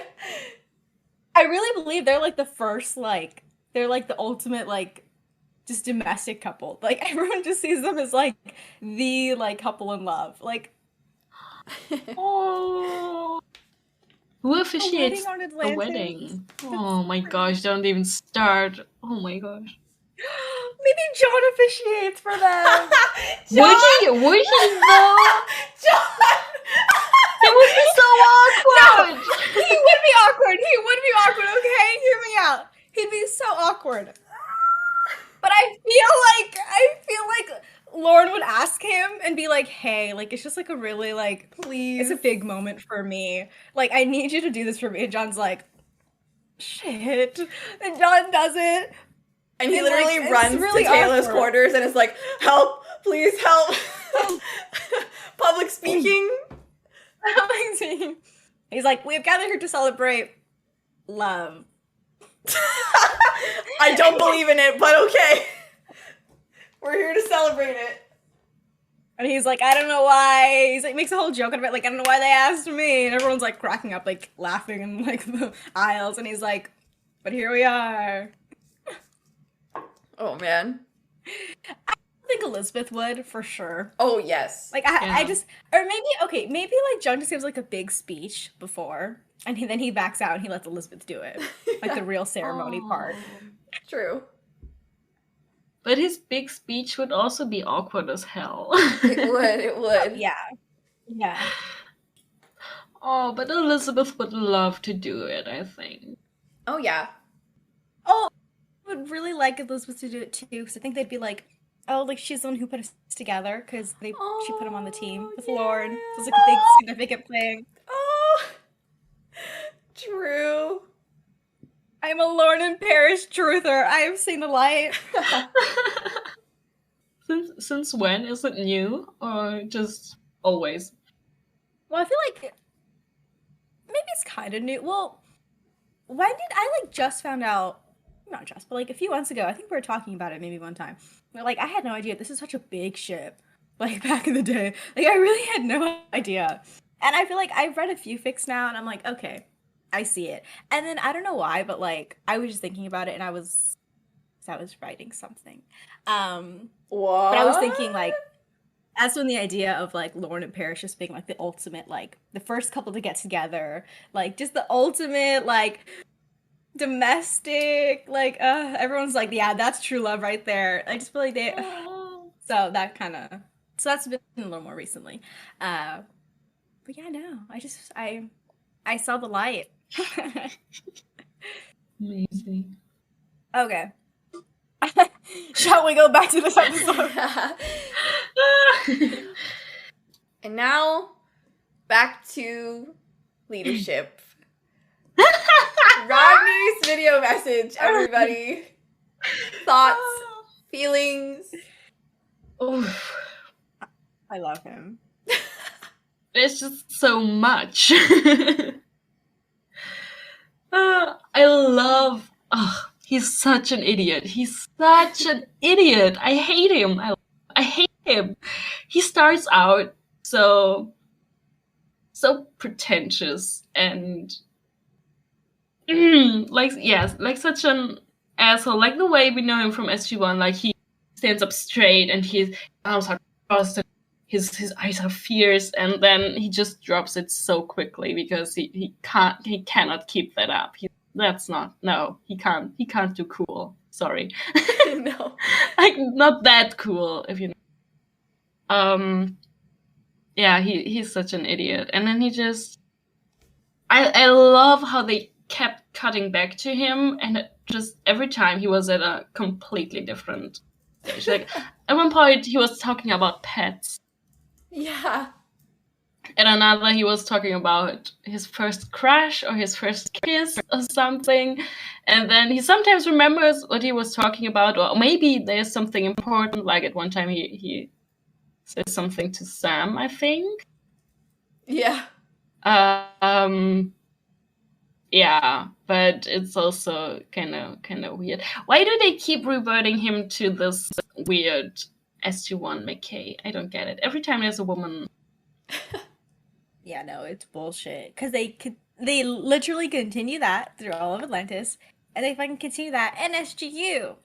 They literally make, there's like 2 jokes, I think. Well, when he shows up, for sure, that's like the whole sexist thing. But there's a joke even when he's not even like in the show about like how he's like he just like stared at this girl's chest one time, like this military girl's chest, and it's like, I will literally leap through my screen. I will find you, whoever wrote these lines, and I will introduce you to my Doc Martens. Like, it literally like infuriates me that for some reason they're like, hey, you know what's gonna be a core part of his character that we never let develop? His like blatant sexism, his like catcalling, his weird, creepy sexual nature with women. They were like, yeah, let's keep all that. Like what is going on in your brain, genuinely? Like, it makes me so mad. I think they thought it was funny. It's not. Oh, it's really not. It's Well, this goes back to like later. I just feel like he sort of becomes a caricature of himself, and that is a big part of it. But yeah, not great. Not my favorite thing. It's so frustrating because they go through such like, honestly, they did like such a good work of making us like, you know, this like Rodney, they've completely transformed in season 1, you know. He can still be an asshole. We still see those traits. Chaya. But, like, it's not, you know, we see other parts of him too, like the more like dorky and adorable, and like him ranting about his cat. Like, that's sweet. Like, he has these really endearing moments, especially with Elizabeth and Taylor. Like, he doesn't really see them like as like sex objects like every other fucking woman, apparently. Yeah. But like, he has such a respect, especially for Elizabeth, and they have such a partnership. It's so frustrating on every level that they will just continually be like, hey, remember, like, oh yeah, he's like I know he's like respectful with Elizabeth, but everyone else can like fuck off. Like, everyone else he's just gonna treat like absolute shit, like women. You're right. You know, it's worse because we know what he's capable of, you know? Like, we know he's capable of better, and it makes it 10 times worse, and it just devolves into grossness. And it's like, oh my god. He's so mad. It's just insane to me, too. Because, like, when was it funny?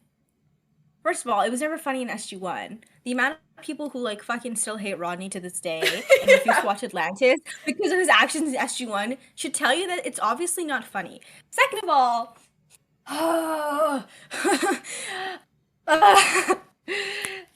men. Yeah, exactly. If literally any women were in the writing room, they would have literally told you how unfunny this joke was from the first second he stepped onto SG1's set. Like, it wasn't funny then, and it's still not funny now. And, like, you're literally making it worse. It's only funny... Who's it funny for? Like, I don't even know. Who's it... Do men laugh at these jokes? I'm confused. Let me know if you do. But, like... Please try to explain this to me, because where is the funny part of him constantly undermining like Sam's like authority, her character, her intelligence, and just reducing her to this like dumb blonde and just being like, oh yeah, I still carry a torch for you, blah blah blah blah. Like even in Pegasus Project, like he still is like making like these jokes, and it's like we've seen him like you're just taking him 10 steps back. Like it doesn't even. I wonder if the writers did they laugh? Were they kikiing over this? Like, where was the... Did they just want to make Amanda Tapping feel like shit? Like, what was the motivation?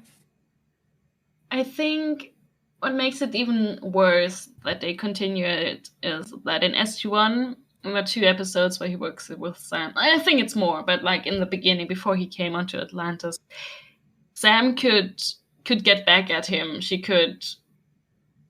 talked back at him. She told him to shut up or go fuck himself or go suck a lemon. And they don't. I don't think it's still not funny, but at least she had like she defended herself. It was just something. It wasn't so one-sided, and I feel like later it's very one-sided. That he's being gross, and everybody goes along with that, and it's just it gets worse instead of getting better. Yeah, because I think in SGU, I think the character that he specifically sexualizes, which is Lieutenant James, which... Yeah, it happens all the time. That wasn't sexualized enough when they took a video of her in her underwear and, like, with her no bra on. Like, okay, yeah. Or she was wearing a shirt, and then she just didn't have a bra, but it was like... And she's also... Get this, sorry, this is a tangent. We're going on a little tangent again. We can't stay on topic. Get this. Guess what episode she appeared in Atlantis? Oh, I know. Irresistible. Oh no. Yeah. Oh, So not only was she sexualized once in this franchise, twice, and 2 different characters. Like, anyways, but yeah, I think like when he sexualizes her, or like when he makes those jokes about like her chest and stuff, she's just kind of like, eyes up, McKay, or just something dumb like that. Like she doesn't even like, no one beats his ass for it, and it's like, okay, this is dumb. In my brain, I chalk it up to performative heterosexuality, and I just leave it at that. Yeah. That's my hot take on that, and I'm gonna leave it there. No, it's true. It's a great point, because it's kind of funny that like the writers clearly meant for this to be like some sort of like funny joke, but people like have just completely like warped it into something else. Like, haha, we made him gayer. Exactly. Fine, you want to make those jokes? Okay. We changed it into something else.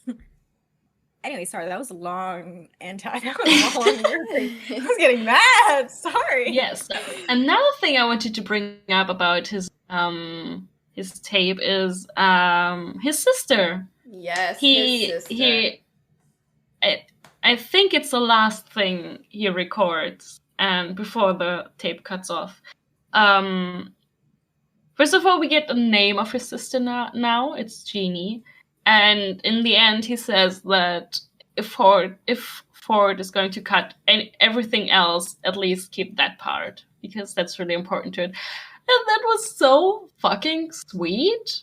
Like, that's a whole new layer to this character. We did know before that he had a sister, but I don't think we know anything else about his family, and now we know that he's estranged from his sister, but that he obviously still cares about her.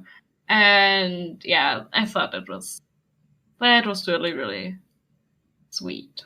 You bring up an interesting point there about the fact that he was like, you can cut everything but keep this, because a lot of that was him tooting his own horn, and a lot of his pride, and a lot of I think he mentioned like including some of his like scientific discoveries. So the fact that her that their relationship and her knowing how he felt about her meant more to him than that sort of superficial stuff means a lot. And I think it's a great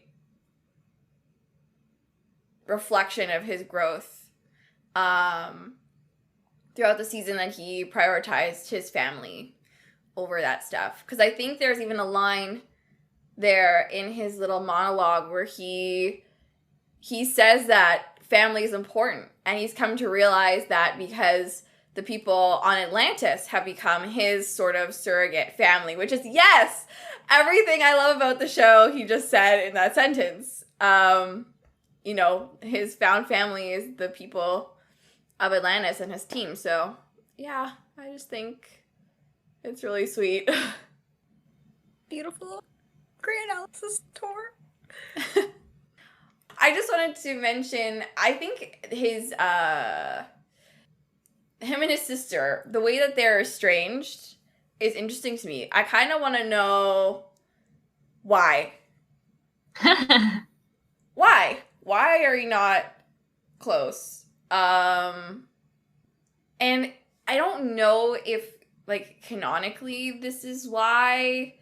It's sort of hinted at, but later on in the series, I feel like they kind of suggest that it's because she decided to, like, build a family instead of staying in school. And I think that's interesting, and I think how their parents treated them, and particularly treated Rodney, sort of informs how he felt about her decision to leave school to have a family. And I think that's explored really nicely in fic, and I can't wait to talk about that more when we get to her later episodes. But yeah.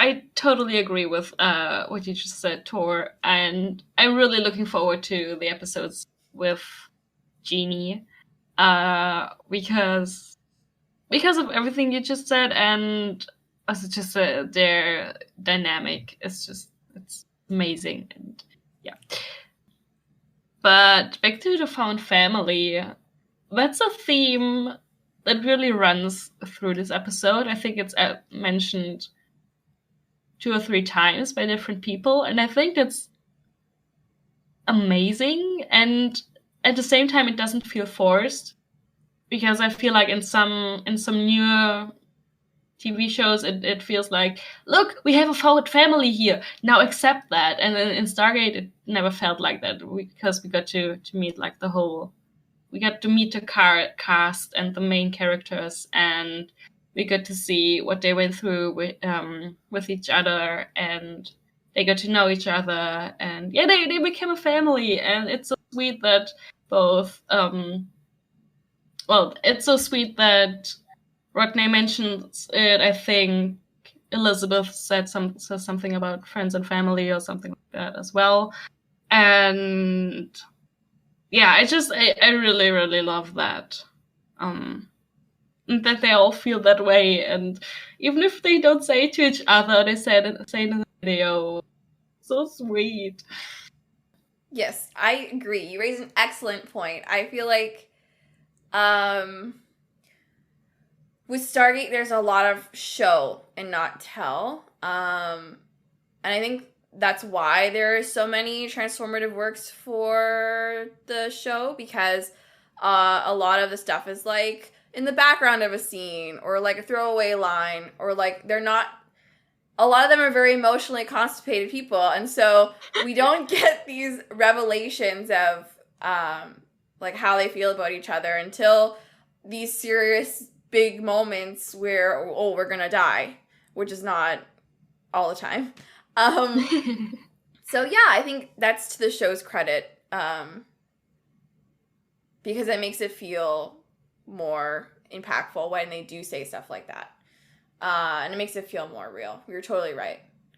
And I think even Taylor mentioned something about family too, in the episode, referring to Oren and his family and saying that they're like her family too. So yeah, there's a lot of that underlying the episode for sure. That was so good. So sad. I love the Atlantis found family. I do wish like we had gotten emotional moments occasionally because I will forever complain. There is like 3 moments of the team actually saying out loud how they feel about each other, and everything else is just like subtle little hints. You're like, oh hey, look, like Rodney almost killed himself to save the team. Like, I'm gonna consider that emotional. You know, like it's hard, you know, and it makes me kind of sad because like you look at like I often like compare like Angel, the series, which is the Buffy spinoff, to Atlantis. I think they have very similar vibes. And if you look at that one, that one's very like they'll say what they're feeling, and it's so funny when you compare to Atlantis, who just do not. It's so under the surface. It's so hidden. Like you have to like know the character and be like, oh, he was probably feeling this in this moment. And on Angel, Cordelia will be like, oh yeah, we're a family, and it's like, what? You guys say that out loud? Like, I love that. Like, teach Atlantis how to do that, please. None of them know how to do that. Yeah, but no, I love it.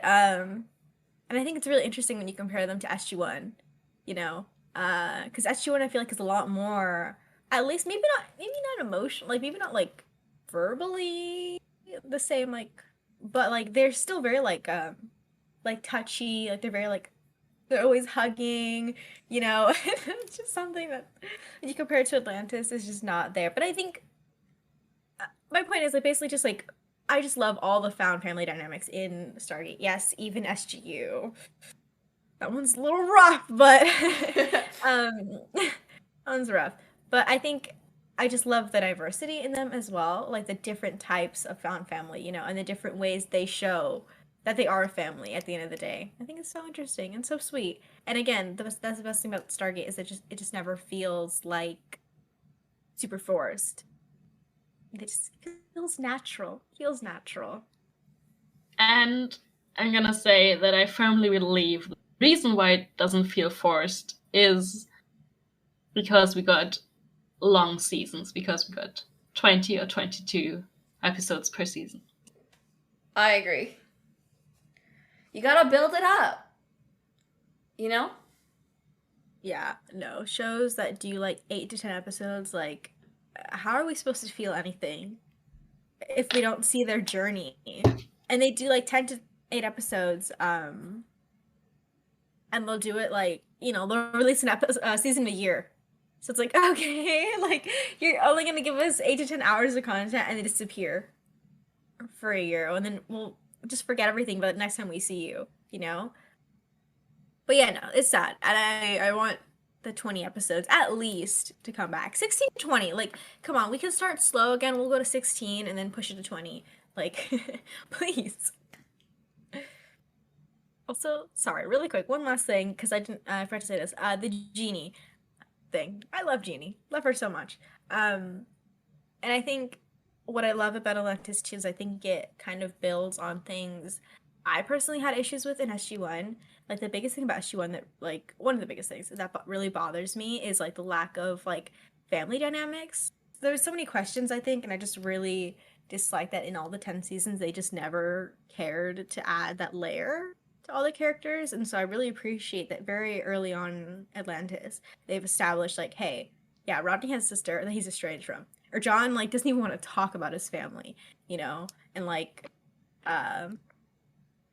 Ford is raised by his grandparents, most likely.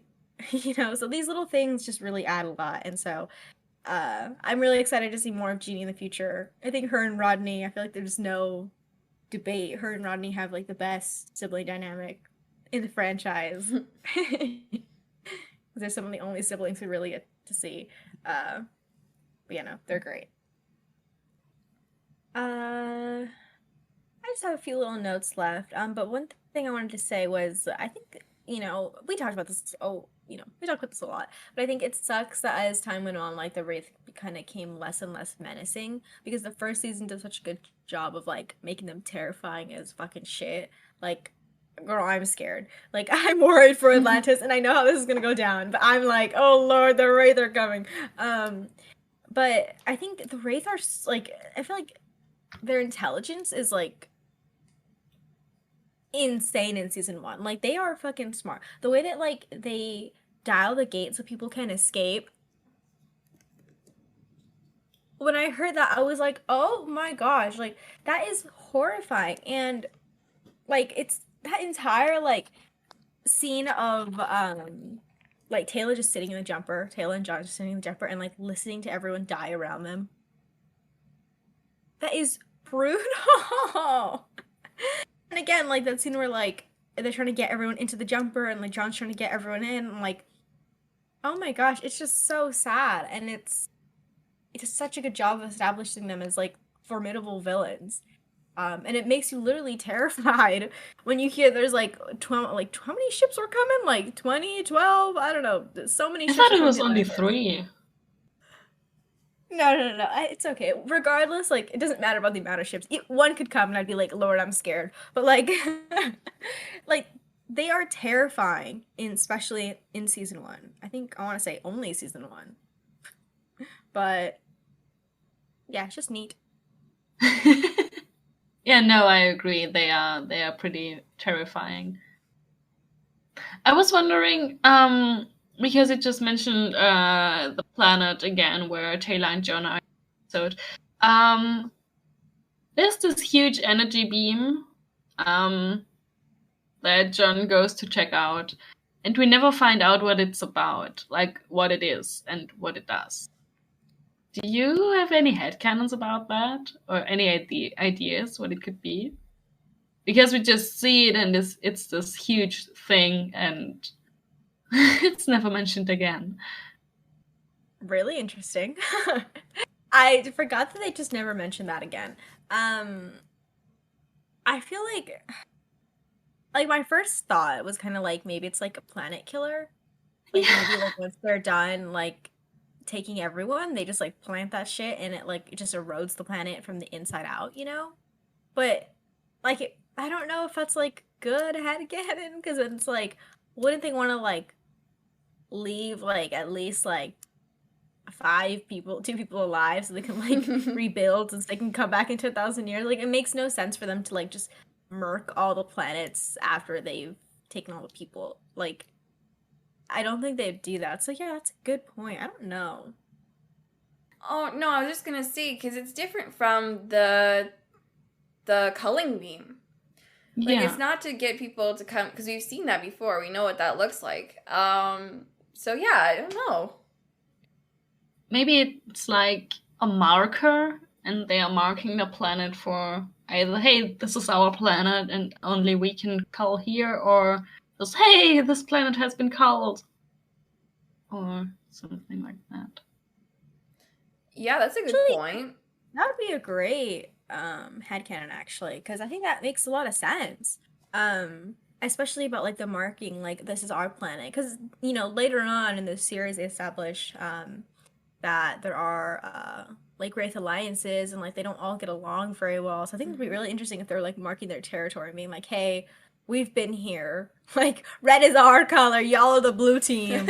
You know, like this is our planet. That'd be really cool, actually. Yeah, and we also learn that they can't stay in hyperspace too long. They have to like take breaks in between when they are traveling with their ships. So that's an interesting. They have to know where. Yeah, and they mentioned that they have to drop out like a bunch of times, and I think they just cull whatever planet is closest then, or they plan their routes along the planet. So yeah, it might be smart to mark them. Interesting idea. Sorry. Oh my god, did I just praise my own idea? Sorry. I just had this idea. It is an interesting idea. Take the credit for it. No, it's actually really good. Yeah, and I think it's good because if you think about it, to add what Sam said, you know, they don't want to hit the same planet too often. So I could mark the planet also as like we've been here like really recently anyway, so like let's skip that one this time and come back later. Okay, this is a side note. This will be a short tangent. But not to be a Wraith stan, not. But I just think, like, honestly, like, I'm kind of on their side with this one. Like, I honestly feel like the show, like, didn't really, like, give a great, like, background to sort of their culture and, like, their civilization, you know? Because later on we get, like, more of, like, oh, they have queens, but, like, the queens all fight and stuff. But I was like, let me see, like, a queen council. Like, you know, like, what's going on here? What does a Wraith homeworld look like? Like, why don't we go over there and plant a few bombs, you know? Like, that would have been so interesting to, like, see more of, like, their culture and, like, their civilization, you know, and how it differs from the ancients who are, like, their forefathers, you know, their creators, you know. Sam, you just brought up an amazing point.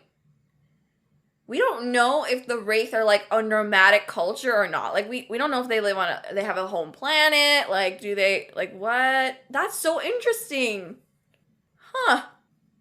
Like, is there one? Like, I know they kind of mentioned, like, oh, they're always like, oh, there's a big queen, and then it's like not even like someone big. But I'm like, is there really like one big queen just like chilling on a homeworld somewhere, like just dictating out orders, or is there like a council of queens? You know, like how can we get Taylor on the council of queens? Like, Oh yeah. Oh Yeah. shit. And if you killed the big queen, will that like cause more disorder in the ranks and then they'll infight more and then it's better for you? Like these are strategies they should be thinking of.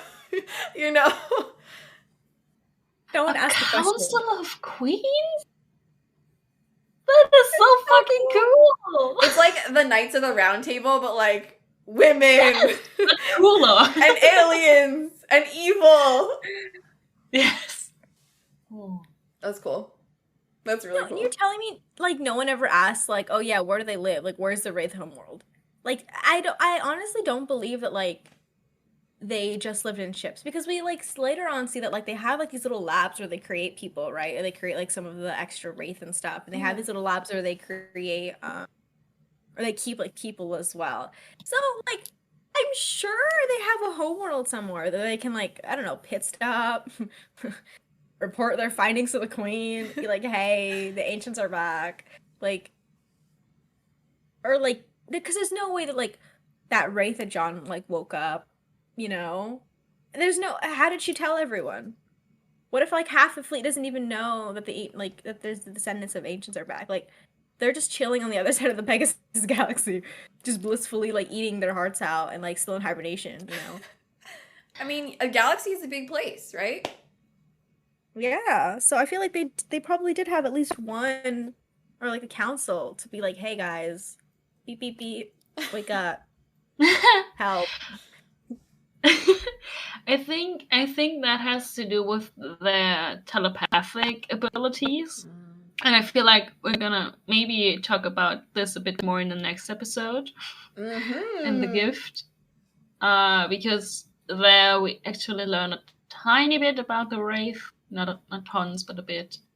But I think the waking up had to do with... Like, this is not...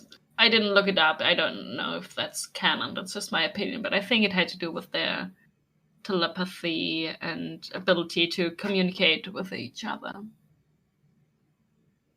That would actually be super cool too, because then it'd be kind of like, is there like a hive mind? Yeah. Like, are they all linked together? Like, is there just like a giant hive mind? Like, Well, that'd be insane. I want to say no because that would be too similar to the Borg from Star Trek. Yeah. But I mean, they are called like the big ships are called a hive. So Maybe they have Yeah. like those like telepathic abilities, but like it has to be like in range, sort of thing. yeah, Or maybe like they like purposely like when you're young or whatever, like you grow up and you get like assigned to a ship, they like mentally link you with that ship. So it's like all like they're all linked to the one hive, but it's like different hives, so they're all linked to one ship individually. True. That would make sense because given like the factions and them having loyalty to their own queen, right? It would make sense that they'd be separated from each other that way. Huh. Just like I just don't believe that like they were these like nomadic people that like had like if they had this much unrest, like there's no way they couldn't have beat the ancients. Like not to give the ancients credit for anything they do, but like they could have beat the wraith easily, you know, if they were like this disorganized. So I just feel like that's all this is a side note, but I'm watching Deep Space Nine, and I was just thinking about the other day, and I was like, Star Trek does such a good job at like building up their alien cultures. Not all of them, obviously, but some of them have like, you know, been greatly explored. Like the Cardassians were given so much in Deep Space Nine, Oh and I'm yeah. like, yo, I kind of love these little lizards. Like they're evil, but I love them a little bit, you know. And I their culture is so interesting. Like they have all these like fake trials, like where you're just guilty no matter what usually, and like rarely Yeah. anyone can like get out of these trials, you know, but they're broadcasted for the whole nation. So again, it's just like there's just these little information tidbits that you're just like, oh shit, this adds like so much to this world and this culture. And I think unfortunately I just not to drag the writers, um but I think the wraith, honestly I feel like the wraith like are the best villains like in the franchise, like just overall. But even then, I feel like they're weak in some of these aspects because we just don't know a lot about there. I know. I'm sorry. I'm really dragging Atlantis right now. I'm sorry. I'm dragging them. But I just wish we got more to understand them and less of them just. I feel like because they're just painted as like it's very like good versus evil, you know. I mean, they eat humans. Yeah. Yeah. But, like I just want to like I don't need to like sympathize with them, but I just want to know like how their society works. You know. It's like I don't want to like you don't have to make me feel bad for them, but like if you're going to like show like you know them attacking Atlantis or them doing all these things, it would have been nice to like have a reference point, you know, to like how their society works. Especially because we get to know eventually that like the ancients made them too. So it adds just like an extra level of like, wait, what the fuck? Like, how did they evolve? How did they decide to change their civilization to make sure it wouldn't be like the ancients? Like, so many questions. The last thing I had is just that I was really, really happy to tiny cameo of Walter and Sam in the end. Yay, Just- Walter! And Sam just saying Atlantis. It's so I don't know. As a like you know, I started with SG1 and I was a huge SG1 fan. I still am. And just the first time in Atlantis that we see Sam, and just when you watch Atlantis and it's fun and you get to new characters and you fall in love with them, and then suddenly someone else, like it's kind of like from another life pops in and you're like, oh hi, I know you. I think something that SG1 and Atlantis do really well is like making sure like the audience like remembers and as well like making sure the audience knows, you know, that like these still take place like around the same time and like in the same universe. I think they do such a good job. Mhm. I think it's really great that again that they can just get like Sam for like a 2-second cameo at the end. But like it does so much, you know? And I think there are other shows that try to like stand out like from, you know, the shadow of their predecessor. But I think I don't know if it works all the time. And I feel like SGU tried that a little bit. Because they kind of ignored Atlantis till Rodney came. But at least with like SGU and SG1 and Atlantis, I think there's such a good like rapport, and you really feel like, oh yeah, these characters like are coworkers or like they're friends because they know each other and stuff. And so it's great. It just ties them together so well. Yeah, exactly. Mhm. Later when we see Rodney go on about cats and dogs, and I had a thought, what if at some point he had a discussion with Elizabeth about pets, and because Elizabeth is clearly a dog person and Rodney is a cat person, so I don't know, I thought it would be really sweet. Have like a little debate. Yeah. That'd be cute. I was like, I feel like most of the people on the base are cat people. Yeah. I feel like that's how you can divide it. I feel like SG1 gives off dog energy and Atlantis gives off cat energy. Oh yeah, I feel like John is super like cat energy. He's 100%. trying to be a dog person. He puts on the front. He's like, "Oh yeah, I love dogs," and then you'll see him like holding Rodney's cat and like with a stroller walking him throughout Atlantis. I even mean like as a person too. Like I feel like physical affection is a no-no for him. Like only when he deigns that it's okay for you to touch him. Like is that okay? And he's like a loner. Cats are typically loners. They don't like need other people. I don't know where I'm going with this. Just know that he's a cat person.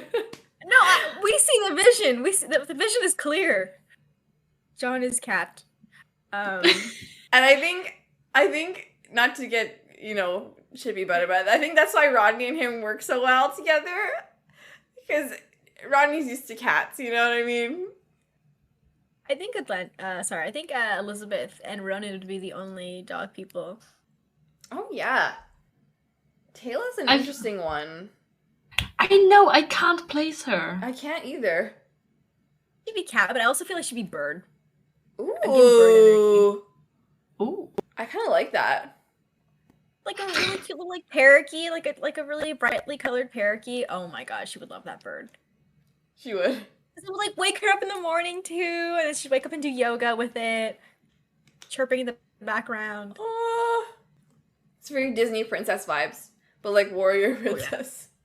Warrior princess. Oh my god. Yes, I was thinking the same thing. I was trying to figure out how to phrase. Yes, she's totally. And they sing together sometimes. Yeah. Once again, really upset that no one allowed pets on Atlantis, because Sedgwick, come on. Ronan and Sedgwick would be best friends. Ronan would take him out for a run every morning, and then Elizabeth would take him out for walks at night. Oh, yeah. Cute. Oh my gosh. Oh my god, especially when Ronan is new to Atlantis. Like, he's still trying to figure out his place and everything, and both introduce him. Oh, they just run into each other while she's walking Cedric, and they meet, and they have a connection like immediately. And okay, I'm gonna stop now. God, that was amazing. I'm in tears. No, because I'm in tears because when you said, like, when he's new to Atlantis too, like, what if, like, he's still super shy in the beginning, or, like, just not feeling very comfortable.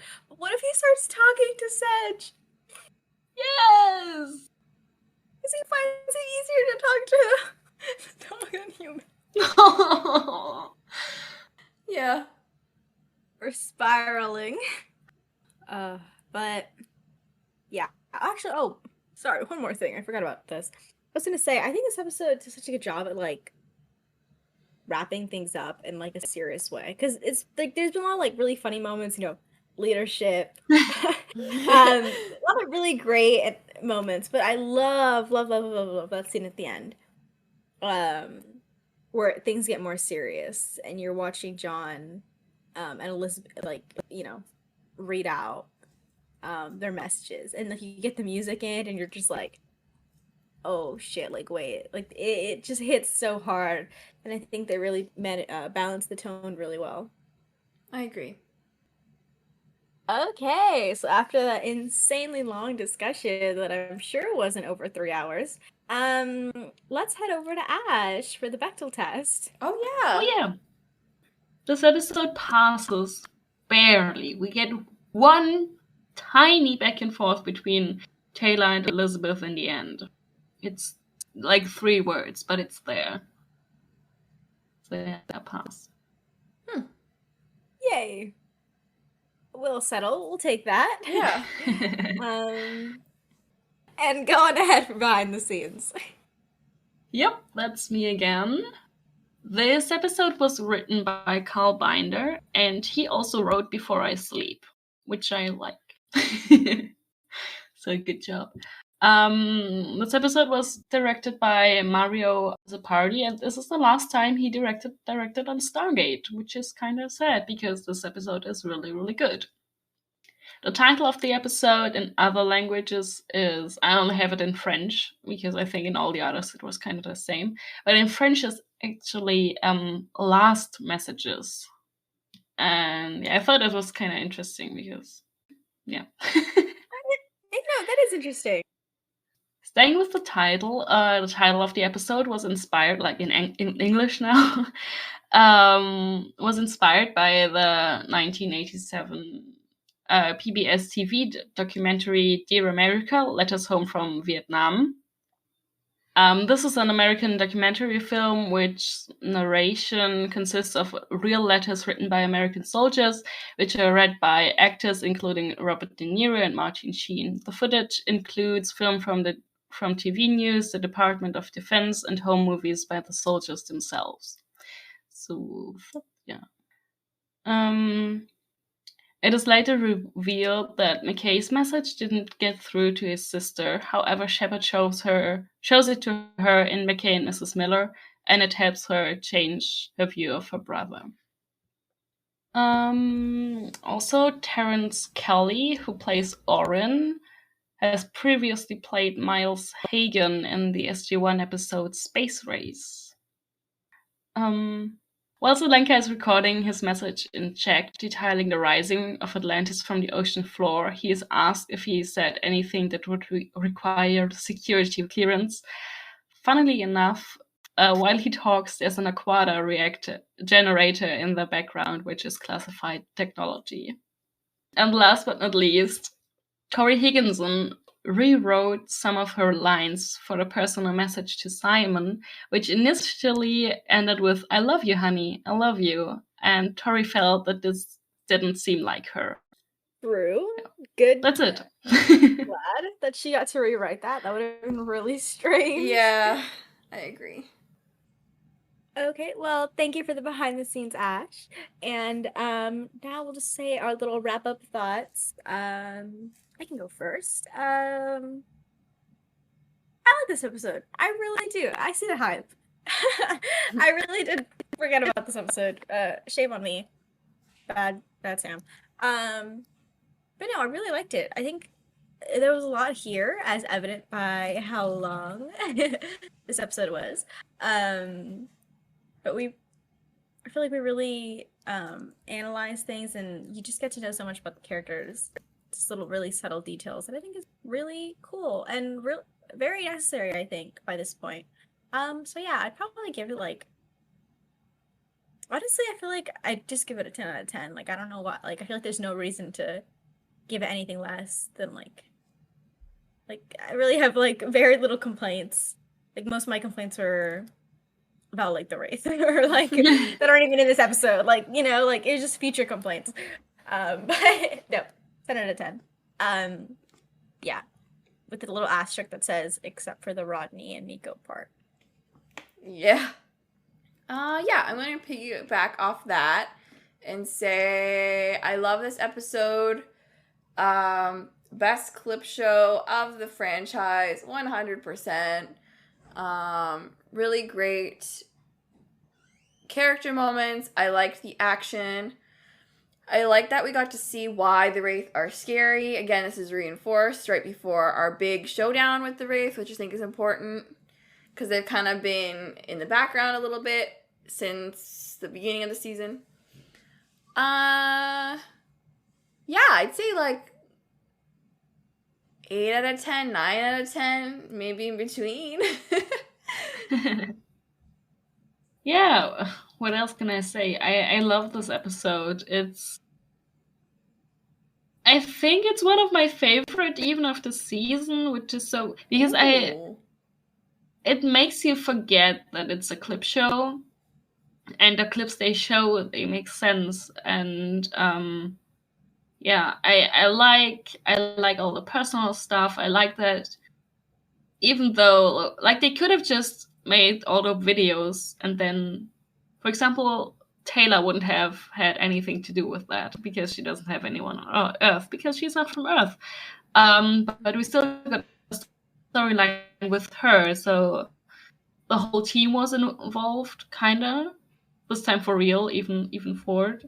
And yeah, it's what you said before. It's just such a great wrap up for what what we've seen so far, and yeah, I was about a rating. First, I was going to say 9 out of 10, but yeah, I don't really have any complaint except Miko, which is like the Rodney Miko part. So I think it's a 10 out of 10 for me as well. Nice. Okay, and that is a wrap on Letters from Pegasus. Thanks for hanging out with us today. Be sure to go check out our social media, everything linked in the show notes, which we will do for all the fics we talked about. And tune in next time for The Gift. Bye. Bye. All right, you clowns, listen up. I don't often get a chance to say this, so savor it. Good work, boys and girls. Let's go home.